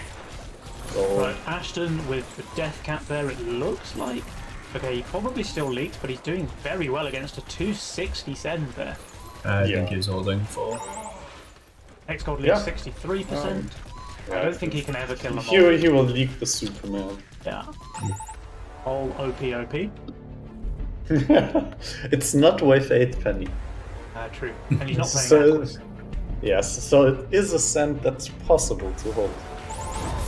And Jashir actually opted to go for a middle split boar instead of one of the sides. Interesting build, yeah. I think that's pretty good though when you're playing gun. I think you just need your tanks to be exactly where the gun is, because if you have them either side, Sometimes the wave can end up flanking your gun. One side of the Yeah, dies too it early. always depends. Particularly when you have the Harbinger out, you can assume that there might be some Ogre Sens, maybe on like 13, 14, and then the boars are definitely better on the left side because they'll be last to be focused by the Ogres. Alright, look at the workers now though. We've got Ashton on 18. That's crazy. Going into wave 10 here with 1100 value, expecting that his Death Cap's going to tank enough damage, his Sovereign and his Gun are going to deal enough damage, and that he's just going to be able to hold with crazy low value, and I think he's right. Yeah, he's totally fine. Yep. Yeah, especially with those Sea Dragons also giving extra tank value. Yep. And a Poor Eyes, he's already at 18 gold workers. I think we're going to see overwork. Lucy licking the hate to see nose that. end there, despite having Consorts and Avenger with an APS. But to be fair, she was also very aggressive here. 1175 value, 15 workers. Jachir gonna go for Pulverize. So Pulverize versus Overwork. Interesting. So which spell is going to win then? I mean, these sends coming out from Ashton and X-God are huge. Rakir has very good value. He's on 1725. Although we can see that's still not enough. His recommended says he's minus 290 here. Lucy, minus 410. This is going to be a big old leap for Lucy. Though I actually really don't like X-God's send there. It's a naked pack leader so far. See what he joins in with it. Yeah, I'm actually curious as well. Probably like 2 Fiends or so? I know Fiend. I know Fiend, okay. But yeah, that pack leader is just going to die very quickly. Yeah. It's already gone. Yeah. But maybe, I mean, her value is just so low that she's going to leak anyway, right? It almost doesn't matter what the send is. Oh no, Gakir's cannon! And gets sniped. He is going to leak the whole wave now because of that. I mean, we're gonna see leaks on every wave, right? Yeah. Alright, X-God and Ashton leaking decently, Drakir and Lucy leaking decently. Neither team really has king upgrades. This is going to be a slaughter when the wave reaches the kings. Yeah, absolutely. Both teams playing very aggressive. And I wonder if we'll see the cheeky resend here. Coming with the overwork. Honestly, in my opinion, Drakir and Lucy came out ahead of this trade. Because the king HP is even, and they have Pulverizer. Yeah. Yeah, very true. And now, of course, Ashton and X-God, they have the negative side of overwork, generating less Mythium here on wave 12. So it's kind of a double-edged sword, right? Mm-hmm. Yeah.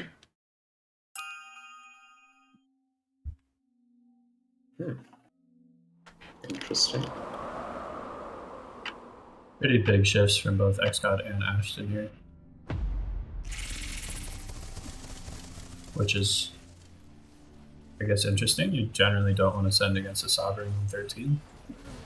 And They're both just gods on this wave, right? They didn't need to build to hold this wave at all. Yeah.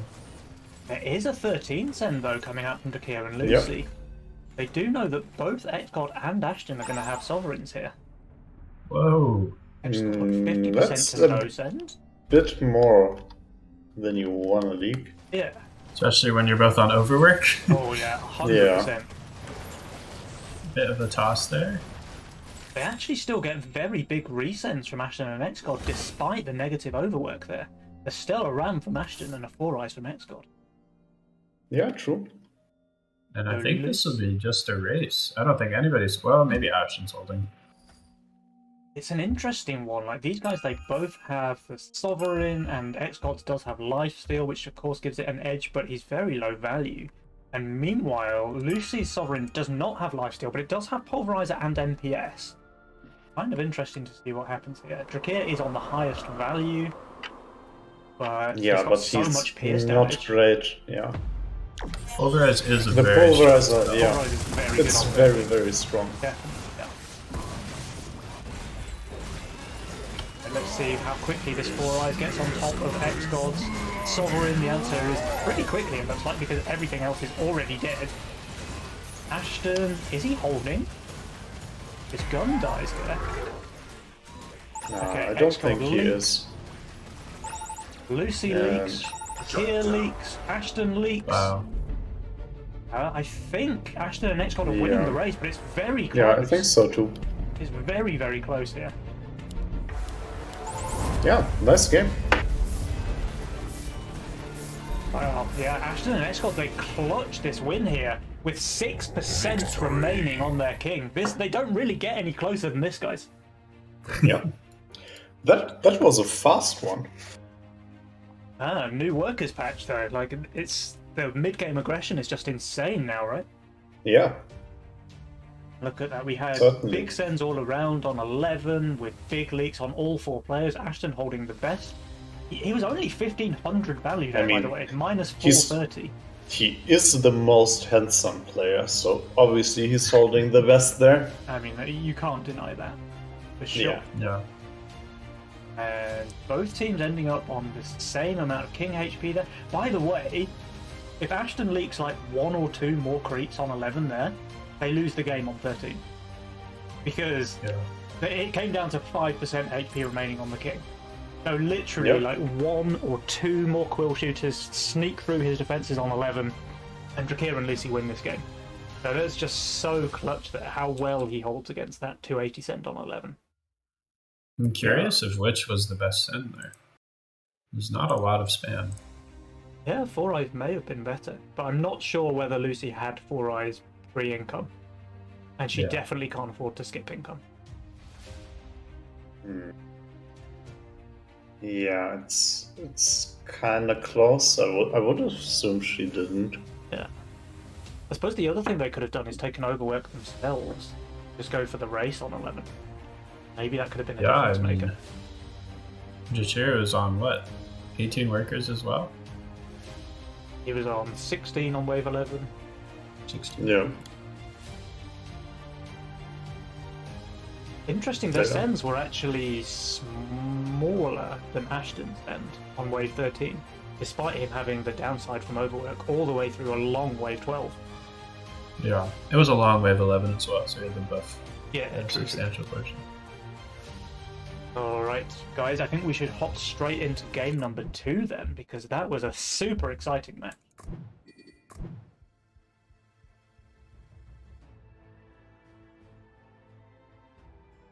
I think we're just waiting on you, Penny.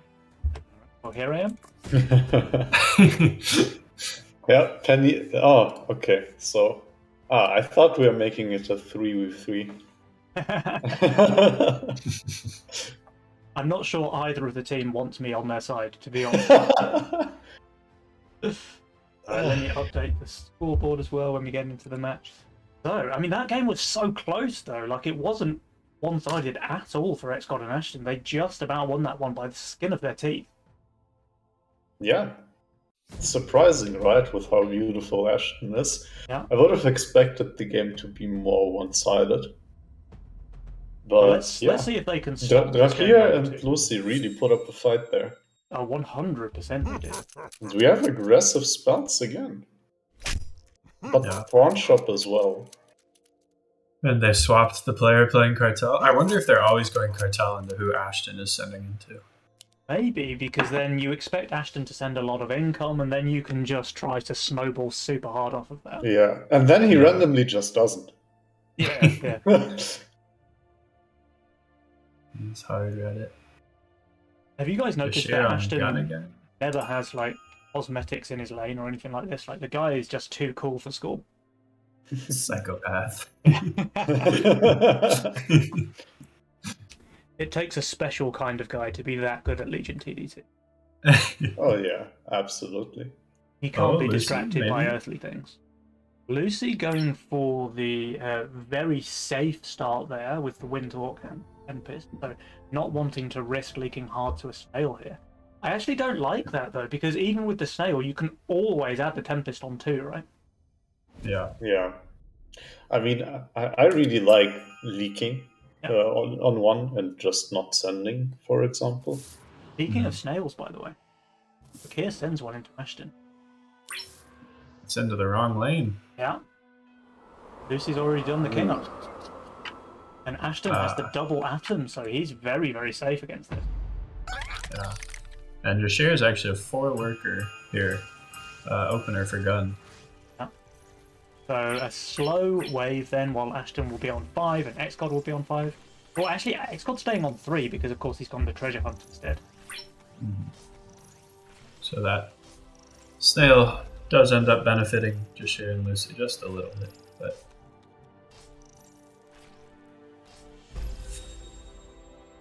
and XCOD's gonna go 5 workers still. And just hunt that first wave. So 5 workers, keeping his rat above ground. I think that's fine. Looking super weak on 4 though. Okay, he's just trolling the casters now. Alright, XGod, we believe you. He's got masks in his roll for 4, and then he'll just go Pilgrim on 5 and be totally fine, I think. Yeah, I think so too.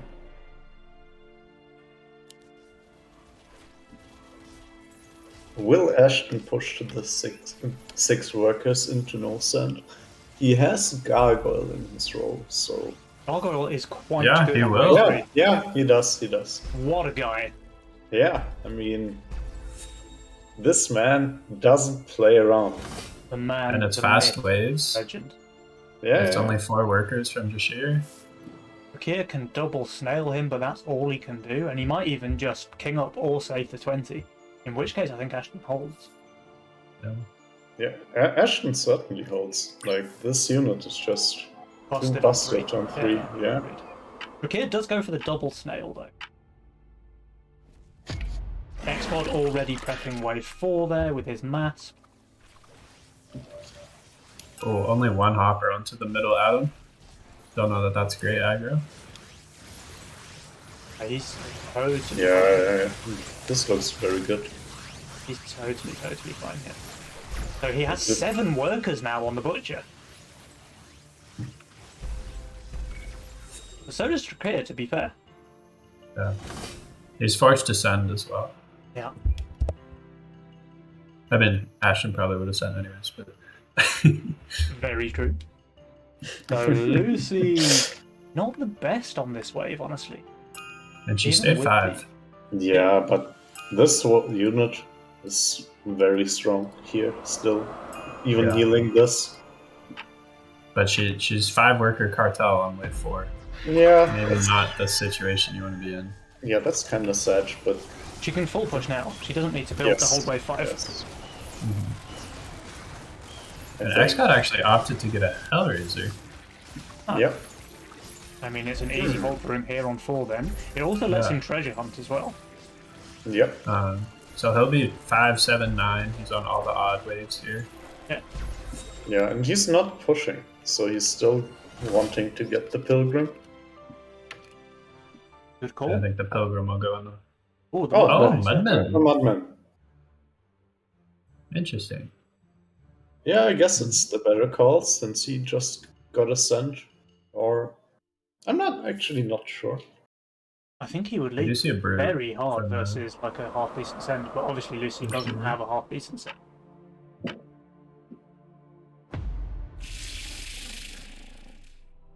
Ashton getting the 80 there, the Brute and the Snail.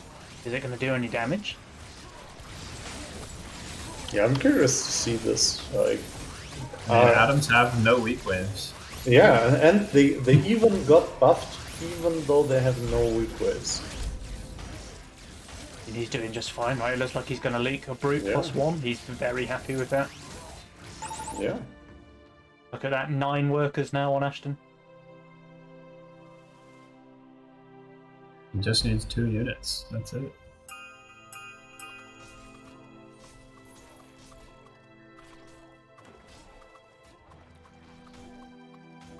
Lucy is trying her best to keep up with Ashton. She does have 8 here. But he's ahead of the cartel player. Like, look at the she's going to have to sell a Pee-wee here. But she does have to, right? She needs that Violet here. Yeah. Oh. Okay. He goes for Grarl, even though she knows XGod's sending. Or sorry, it's Ashton sending. Okay, no, she changes her mind and goes for the Violet.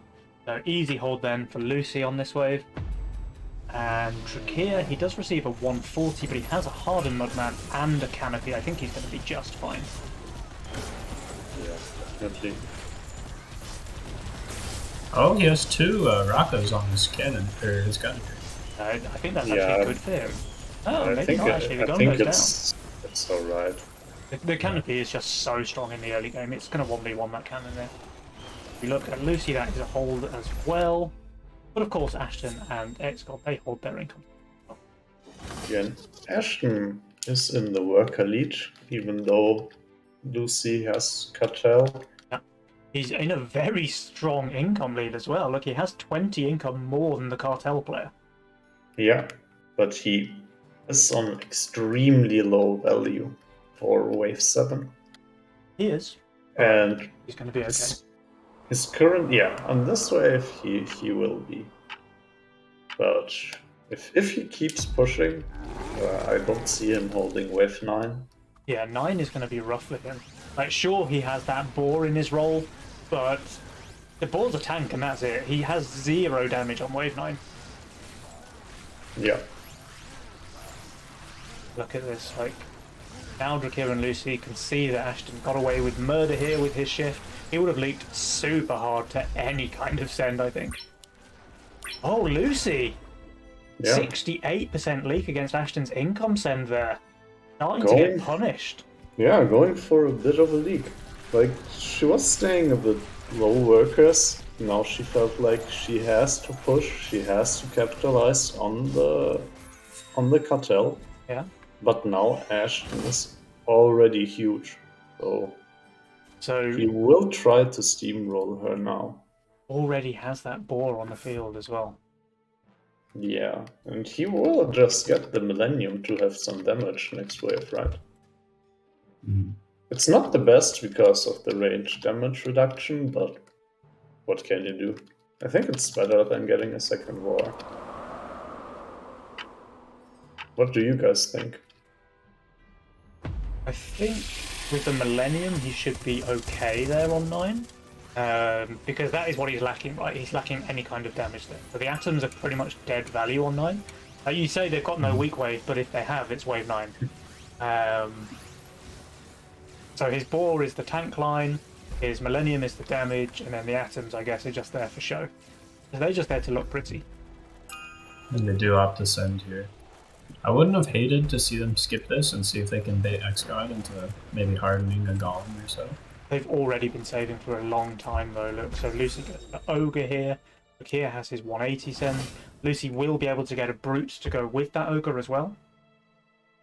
XGod's just going to be overvalued. Yeah, XGod, he's actually going to be plus 60. When I say double Great Boar, I mean they're fully prepped for this wave. So Ashton, he actually doesn't have enough gold for a Millennium. He would have to sell one of his units for it, which I think is worth. He sold the unit. He has the gold. He built a boar and a proton. Okay. So he's deciding that the boar's more use to him here than a Millennium. Let's see if he's right, because the send is pretty big there, 220. Yeah. Well, you mean if Adams is tank value. Well, I mean, he's doing very well, right? Yeah, I guess we were wrong, and atoms are just OP. Yeah. Like I said, I would have loved to see the skip. Oof. So XGod leaks only a low HP Ogre. And Ashton, is Ashton just holding? What? Yeah, he is. He was so weak here, and he just holds a 220 send. I mean, he did not receive a send to counter the boars. Like, it was not enough Mythium. It would look very differently if he got an Ogre. Yeah. But having 2 boars on that wave and receiving Mole Brute, just not enough. Maybe and something like a Mole Hermit would have been better as well, just to counteract that charge damage. Yeah. And XGod didn't even harden. Didn't even harden, and he only leaked a low HP Ogre. That's such a big trade there for Ashton and XGod. And Jules agrees, by the way. He's giving them a 60-40 edge now. I'd give them higher than that at this point. Yeah, agreed. Especially Lucy's because, about to lose. Yeah, we know Lucy's about to lose that cartel gold. Um, There is a resend against both XGod and Ashton, and I think they're both going to leak, actually. This mole just so much value against Ashton's Atom Spam. Yeah. Rakir it's also unfortunate the leaking, mole is. both of them leaking, actually. Oh, There's the Everyone 25 leaking. gold shutdown on Ashton. the mole was after income as well. It was a good call there from Rakir. Yeah. Farming the shutdown. Maybe this is part of the strategy. Pick Like cartel, you- make your enemy go on fire anyway, and then claim the shutdown. That's a good game plan. Yeah. This is Correct. at 18 workers, but goes for the pawn shop. They're going to There's- be pawn shop all around. Another resend coming out from Rakir and Lucy, but this time I think Ashton and XGod should be just fine, and that's going to give them a really big tempo advantage, actually, because they skip this wave 11, and as soon as they receive this send, they just don't have any pressure on them anymore. Mhm.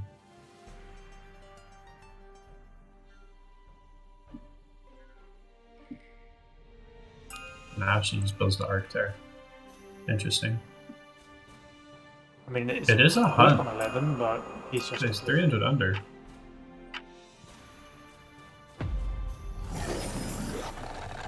But that's a lot of king ups. He is quite strong. Like, Yeah, he has a XGod's very chieftain. strong on this wave with the chieftain. It's buffing itself, so it's a pretty solid fortified tank, and of course, just very good single target magic damage as well.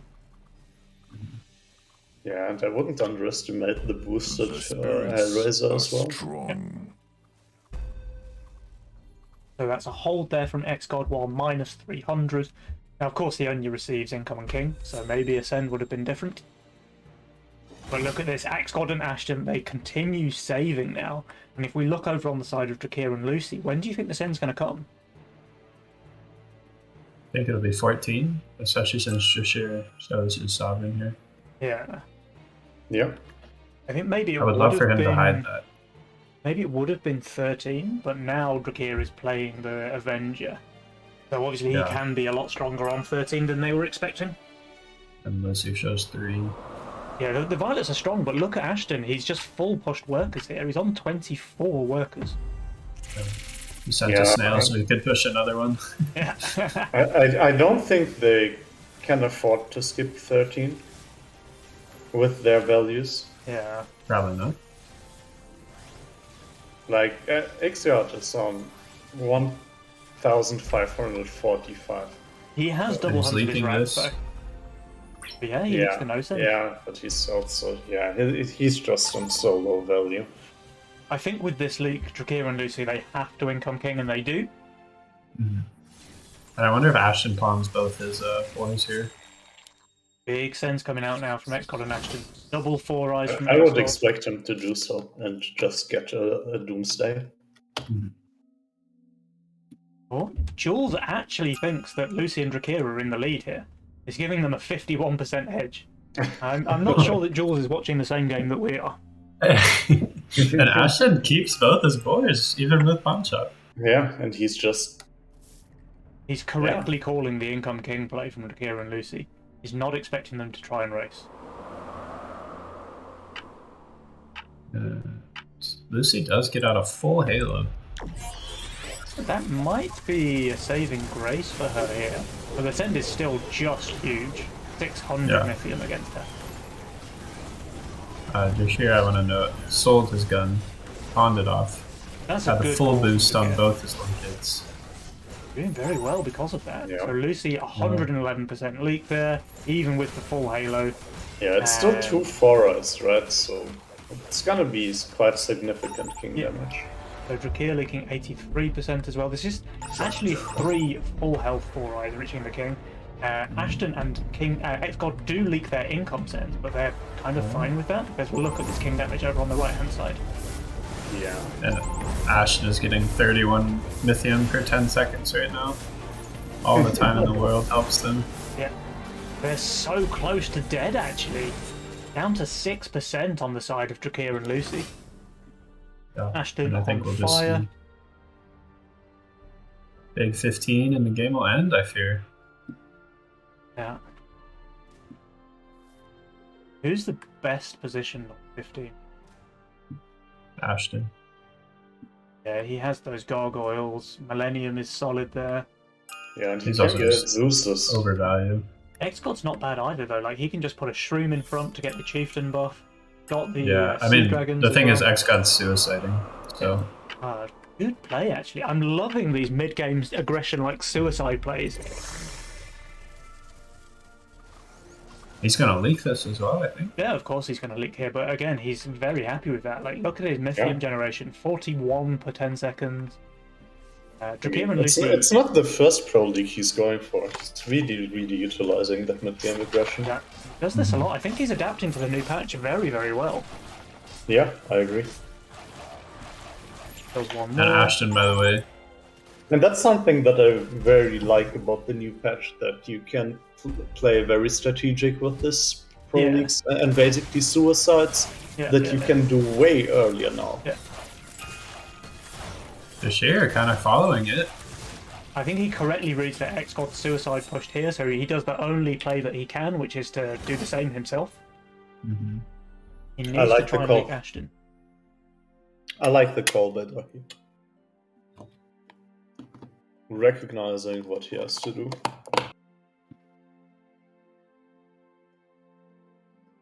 And Lucy's got a lot of tank value here. She might be holding for quite some time, but Ashton just has this Ocean Templar plus the Arcteryx and all these gargoyles. I think this is just going to be too much.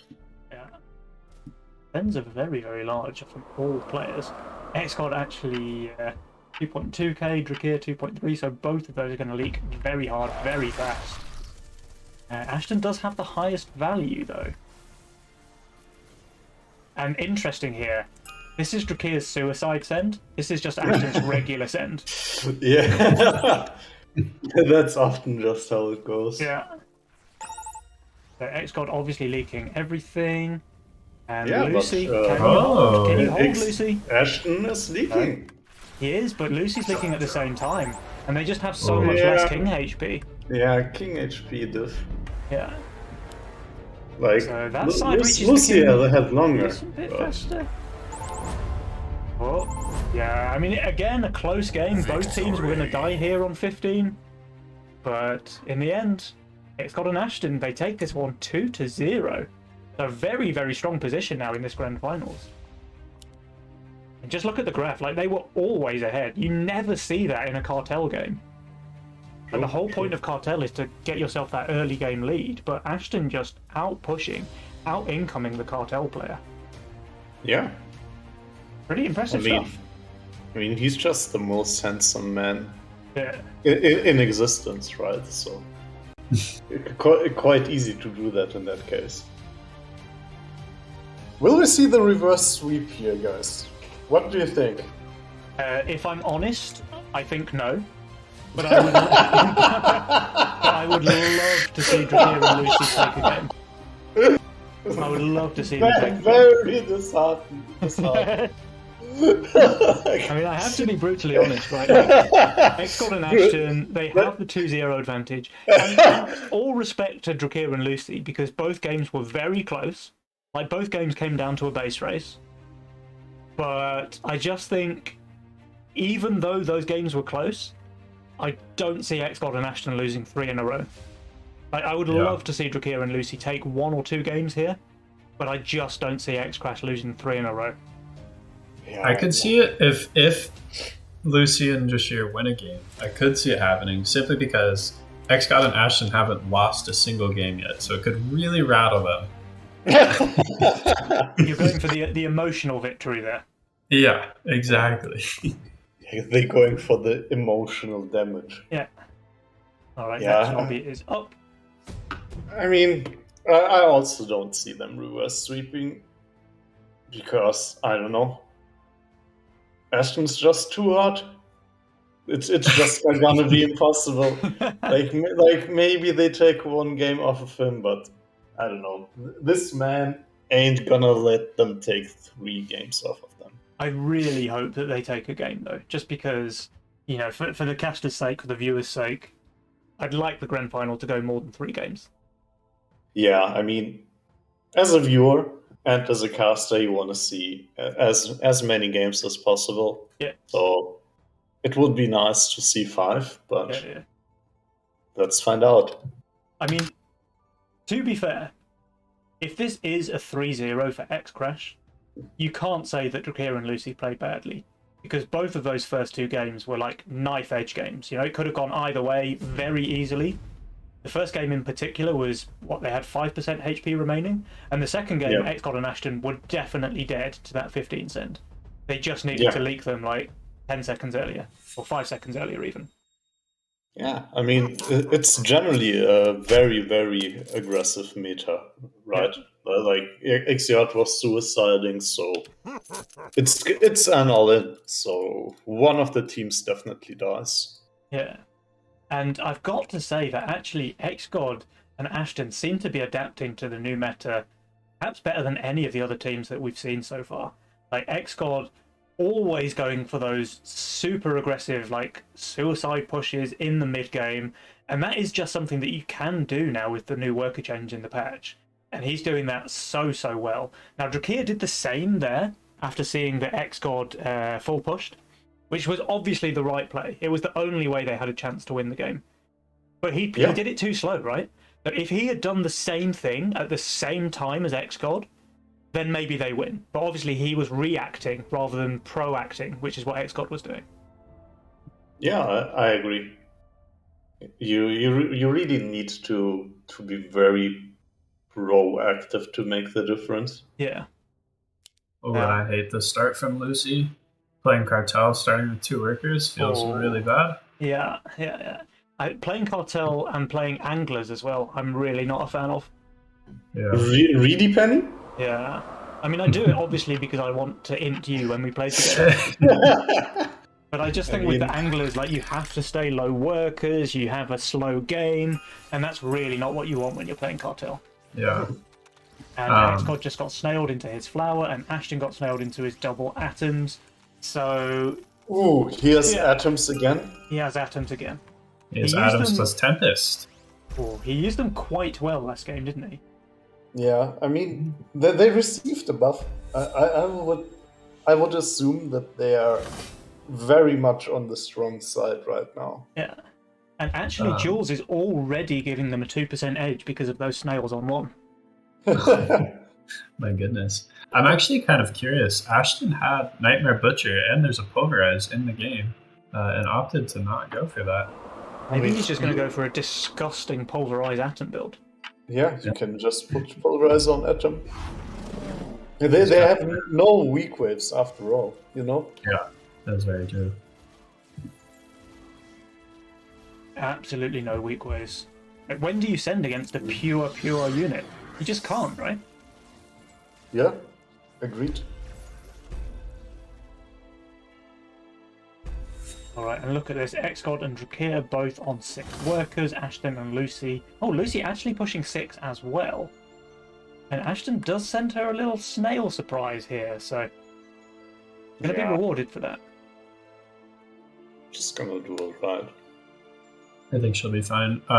Curiously, XCOD would actually leak rather large to a DT here. He would? Pretty sure with the natural armor. He's not getting one, though. No.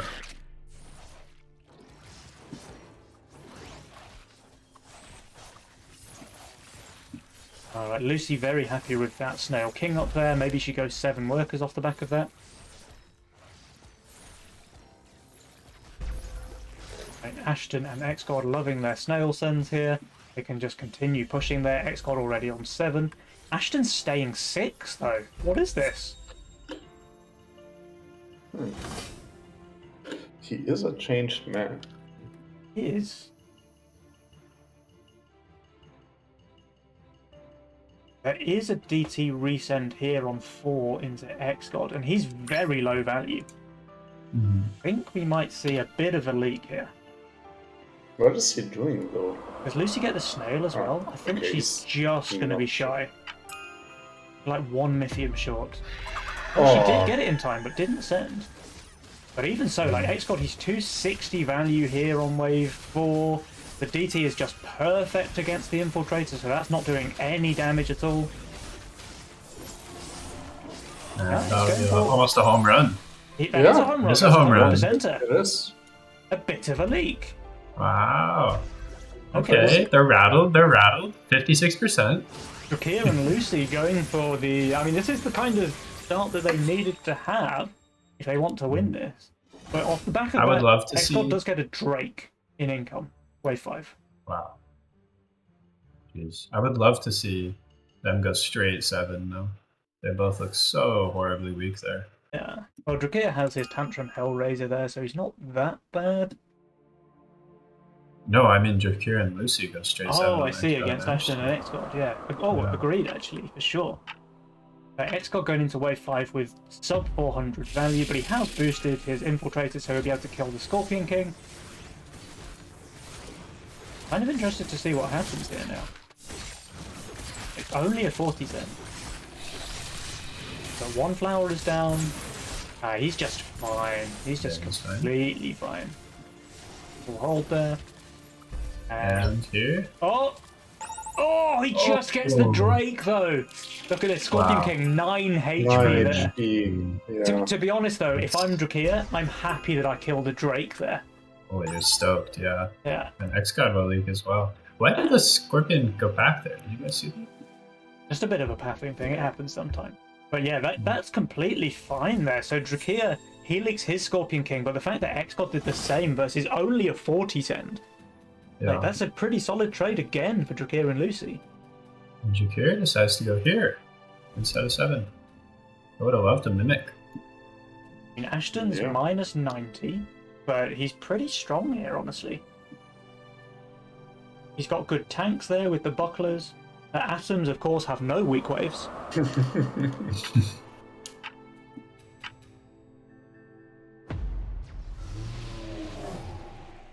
Oh, a post-income Hermit there from Lucy, but XCOD, he sniffed it out and he added this Royal Guard here.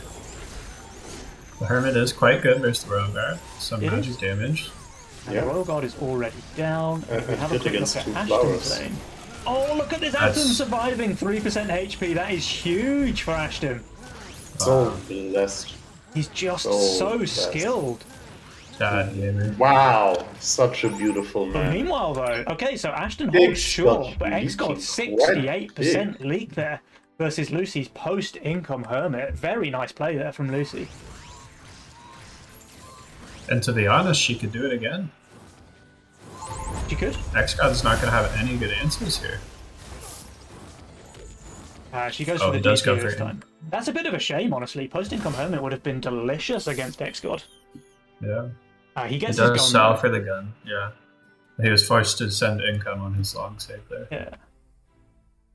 Well, Drakir, he has his Tantrum Hellraiser, he has his Disciple, but the rest of his units are garbage on 7. Yeah, that's true. But it's just a cannoneer, right? Look at this, so Ashton's quite low value. He is getting a brute resend from here. I think he'll be fine. Yeah, he has atoms. Yeah, they don't have any weak waves, actually. Unless... Meanwhile, XGod... He's sniping the crumbling? blue. Yeah, He's doing pretty it's- fine. Yeah. I mean, He's actually just full holding. Oh, XGod.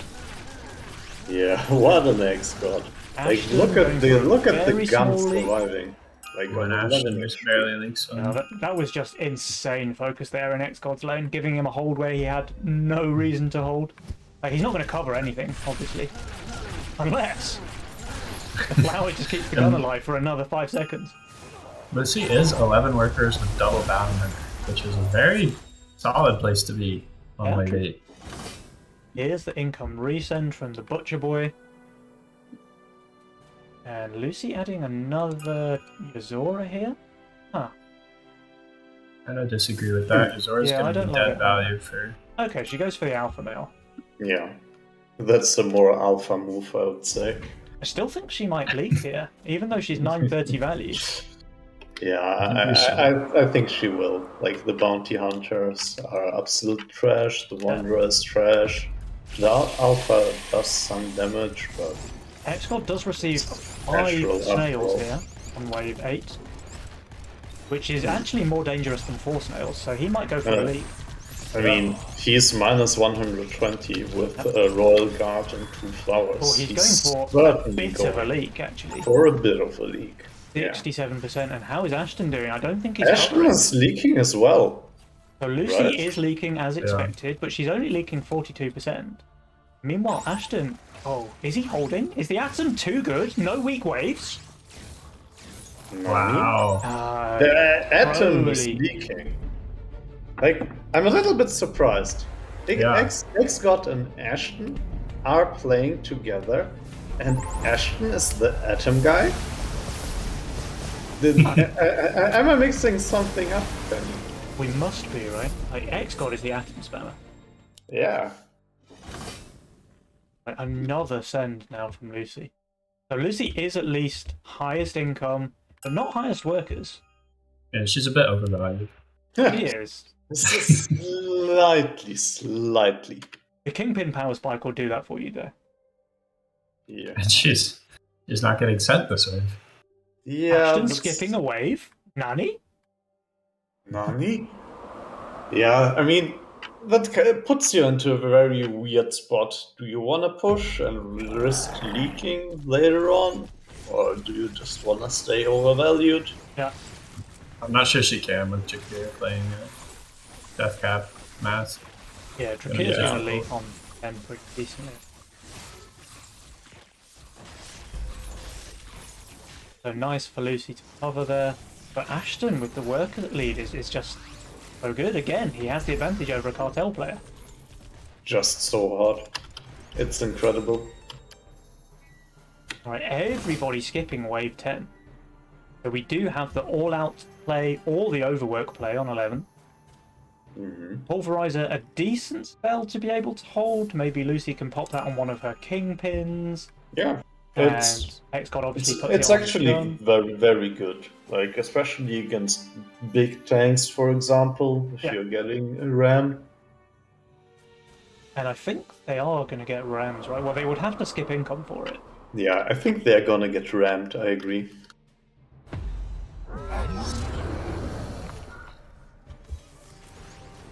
Jules is actually loving the way that Drakir and Lucy are playing this one, though. 62% on that side. Lucy on fire here on wave 11. Yeah.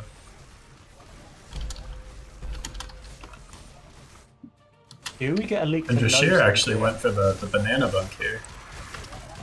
I mean, he's correctly calling the 11 send. Yeah. And his disciple is just enough damage to kill the king. Only just, though. And interestingly, they actually do go for the leak on Ashton here, despite him showing Royal Guards as his only tank. Oh, he's very low value. He does, of course, have the Lord of Death, because Ashton has never been in a position where he hasn't got the right answer for his end. Even if he's playing YOLO. Yeah. Even if he's playing YOLO. Always the perfect unit. And it was a ram after income and 4-eye spam. Right, but X-God has the full boost here on his Orchid. I mean, look at the values though on Drakir and Lucy. Lucy 1900 value here. Yeah.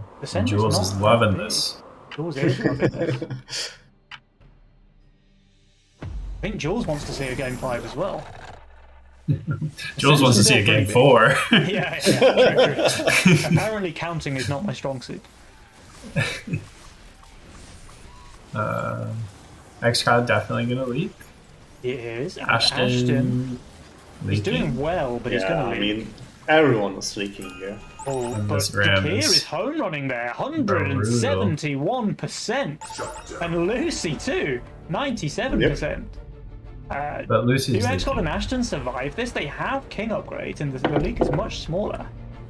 I mean, this looks like it can kill too. Yeah, it definitely can kill them, 100%. That's what I'm It's wondering. a bit of a race. Yes, it is a race. Are they going to win again? Is it another race? One for X-God and Ashton? Whoa. It is! Wow. Wow! Victory. And they're clutching it with a 3-0. Wow. X-God and Ashton Butcher. Absolutely 3-0 stomping this. No, that's not true actually. It was definitely not a stomp. Like, these guys Every game ended in a all race. 3 games close. Yeah, every single game came down to a race with both teams dying to the leaks. I'm kind of surprised that Lucy leaked faster than XCOD and Ashton there. Like, look at her value. She didn't leak faster than XGod, but faster, slightly faster than Ash. Yeah. Yeah. Yeah, but it's like she has very big units, no damage, so she has a very hard time against Ascent like before us. That's just munching away at these huge units. True. Like Pretty dominant performance overall. Yeah. They didn't lose a single game. That was pretty clean there for XCOD and Ashton, who are now, by the way, 3 times Nova Cup champions. So we've only had 4 Nova Cups so far. Obviously, we're in April. And these guys have won 3 of those. That is just an insane tournament record for XCOD and Ashton. Yeah, absolutely. They're starting to make a nice little bit of money off of this, because it's what? $250 every month? More? Yeah. It's not bad. Not bad for playing a video Adam game. Butcher. Nice, Scott drop, nice. Atom Butcher indeed. But guys, unfortunately we do not have any more games on the stream for you today. XCOD and Ashton Butcher decided they just wanted to clean 3-0 the grand finals here in the Nova Cup. And fair play to them, they came here and achieved that. So, very nice games. I loved XCOD's aggression in all 3 matches. Well, more so in the first 2, but still pretty impressive in game number 3 as well. 460 send there against Drakeer on 11. That was just really solid play there from XCOD and Ashton. Not to take anything away from Drakeer and Lucy, because both of them gave Ashton and XCOD a run for their money, all 3 games coming down to a king race in the end. And guys, KidK, Green Spirit, thank you so much for joining me on the stream. It's been a lot of fun, guys. It was a pleasure. Thank you so much. Excited for next month. Absolutely, dude. So, Twitch chat, obviously make sure that you're back here again in time for May's Nova Cup. That should be around 4 weeks away from now. Obviously, if any of you want to play as well, Nova Cup does have 4 divisions, so don't be scared about facing off against Grandmaster players. There is a division for everybody, so make sure you get yourself signed up with a partner for next month's Nova Cup. And yeah, guys, any final words before we end the stream? Ashton, you are beautiful. What other tournaments do we have coming up? Do we have we got Shadows Cup soon, right? Oh, thank you for reminding me, KidK. Yeah, do you want to give us some info on the Shadow Cup? Yeah, give it a shout out. Oh my goodness, I have to find the post about it. Just putting him on the spot there, Penny. All right, let me see if I can remember some of that off the top of my head then, yeah.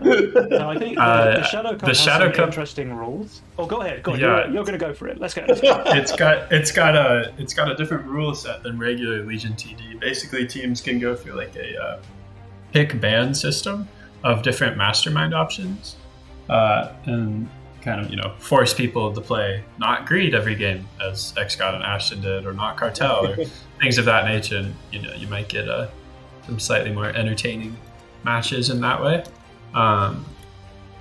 What am I missing? It's my first Shadow Cup. I'm excited.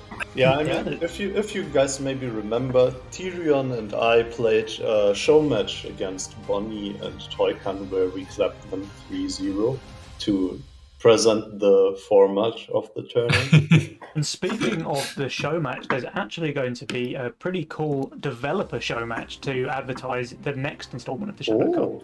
So we're going to have all 4 developers facing off in a 2v2 in the Shadow Cup format, and I think that's the 24th of May. So make sure you catch that one. It's going to be pretty interesting to watch. Oh, pretty soon. But yeah, guys, that is another exciting Nova Cup. Congratulations once again to XCOD and Ashton Butcher. Very well deserving there of their 3rd Nova Cup victory. A little bit gutted for Drakeer and Lucy to lose all 3 games to a king race, but I think they can be pretty proud of their performance today because, again, they are facing possibly the best tournament players in the scene right now, and they took all 3 games down to a race. I Fair mean, play to those guys. certainly the most beautiful opponents with Ashton on the enemy side. I mean, Do without you a guys shadow of a doubt. do you guys want to do a winners interview since chat is asking for it? Yeah, I just messaged Ashton. Ashton is not going to get into a winner's interview. He's The far people too, are clamoring. He's far too cool for school. I've asked him We before. actually, Ashton, I heard that the markets are going to go bad if you don't do this. It's just Ooh. going to be terrible trades. I mean, we can ask him. Yeah, I asked Ashton. I asked Xgod he would join for a winners interview. Oh, cool. So XCOD knows where we are, right? So he can hop into the casters channel. Yeah, I'm telling him. Oh, wait. Ashton might be coming too. Oh, Hello. hey, Hello, XCOD. hello. Congratulations, dude. 3-time Nova Cup champion. Pretty impressive. I like the aggressive plays, the pro leagues, and going in for the throat of the enemy. Yeah.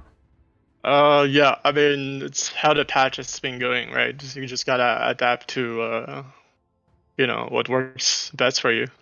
Yeah. We actually mentioned that a couple of times during the cast. Is that we think that you guys have probably adapted to this new patch better than anybody else that we've seen so far in this Nova Cup. Like those aggressive plays, those early suicide plays that we saw from you. I think you did it twice, and both times it gave you a win. I think I done twice, maybe 3 times in the entire tournament, but it's been working, so I'm just doing what's working, Yeah, and it's like really good adaptation, really solid game sense, nice read of the game, doing it at the right time. And we did see in game number 2, actually, Rakia correctly read what you were doing, and then he full pushed himself.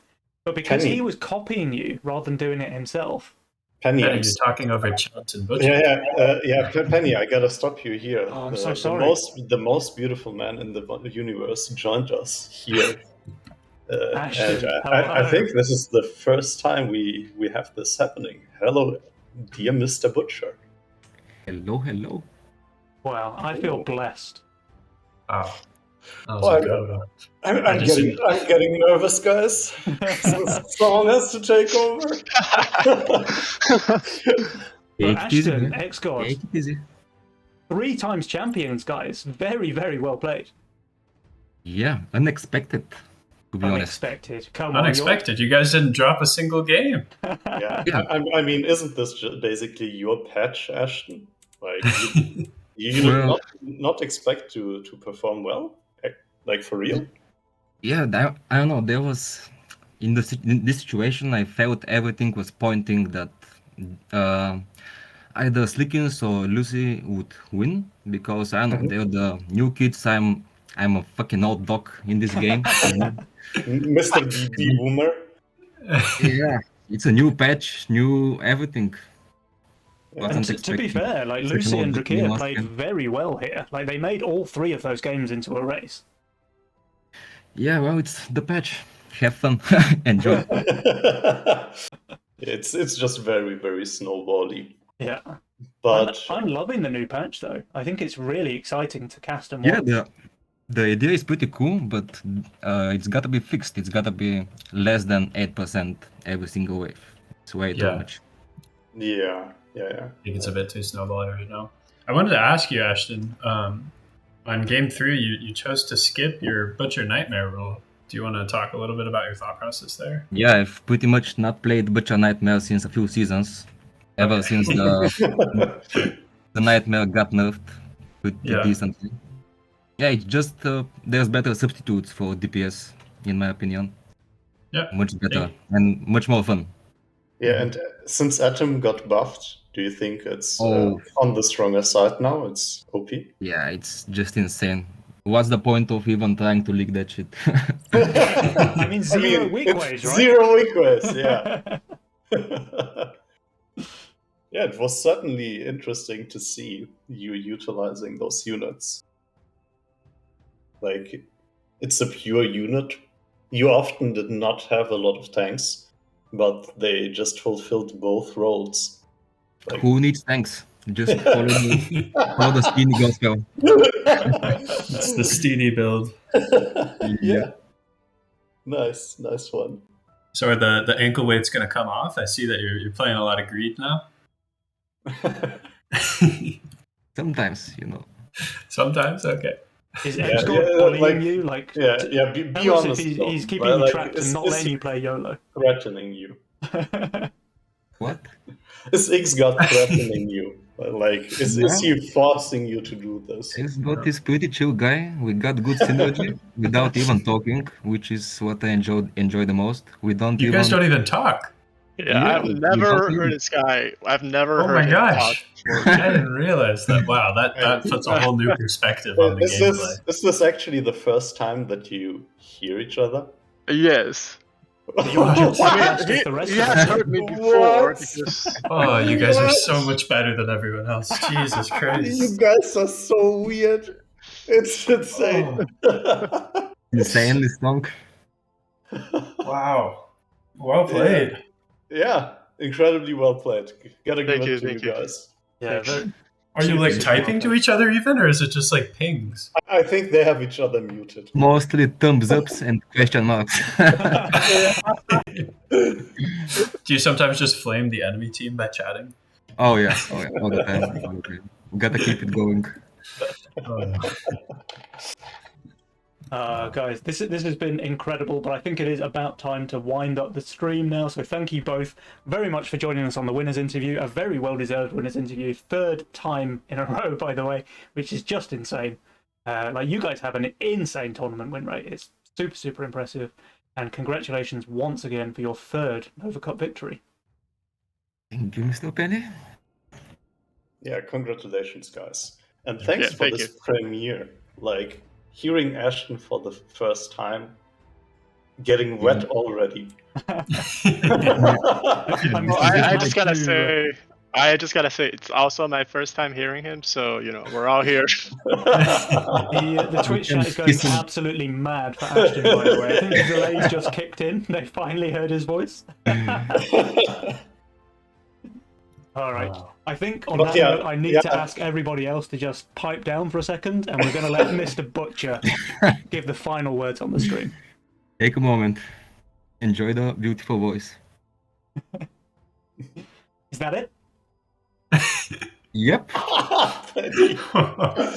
yeah. Also well played, Scott, I guess. Yeah, you were there too, I guess. We're just there, just trying to in sometimes. It didn't work, so it's. All right, guys. Twitch chat, I hope you've enjoyed the show. We certainly have enjoyed casting. XGod and Ashton, congratulations once again for the final time. And we will end the stream on this note. So make sure you guys tune in again next month for the next Nova Cup.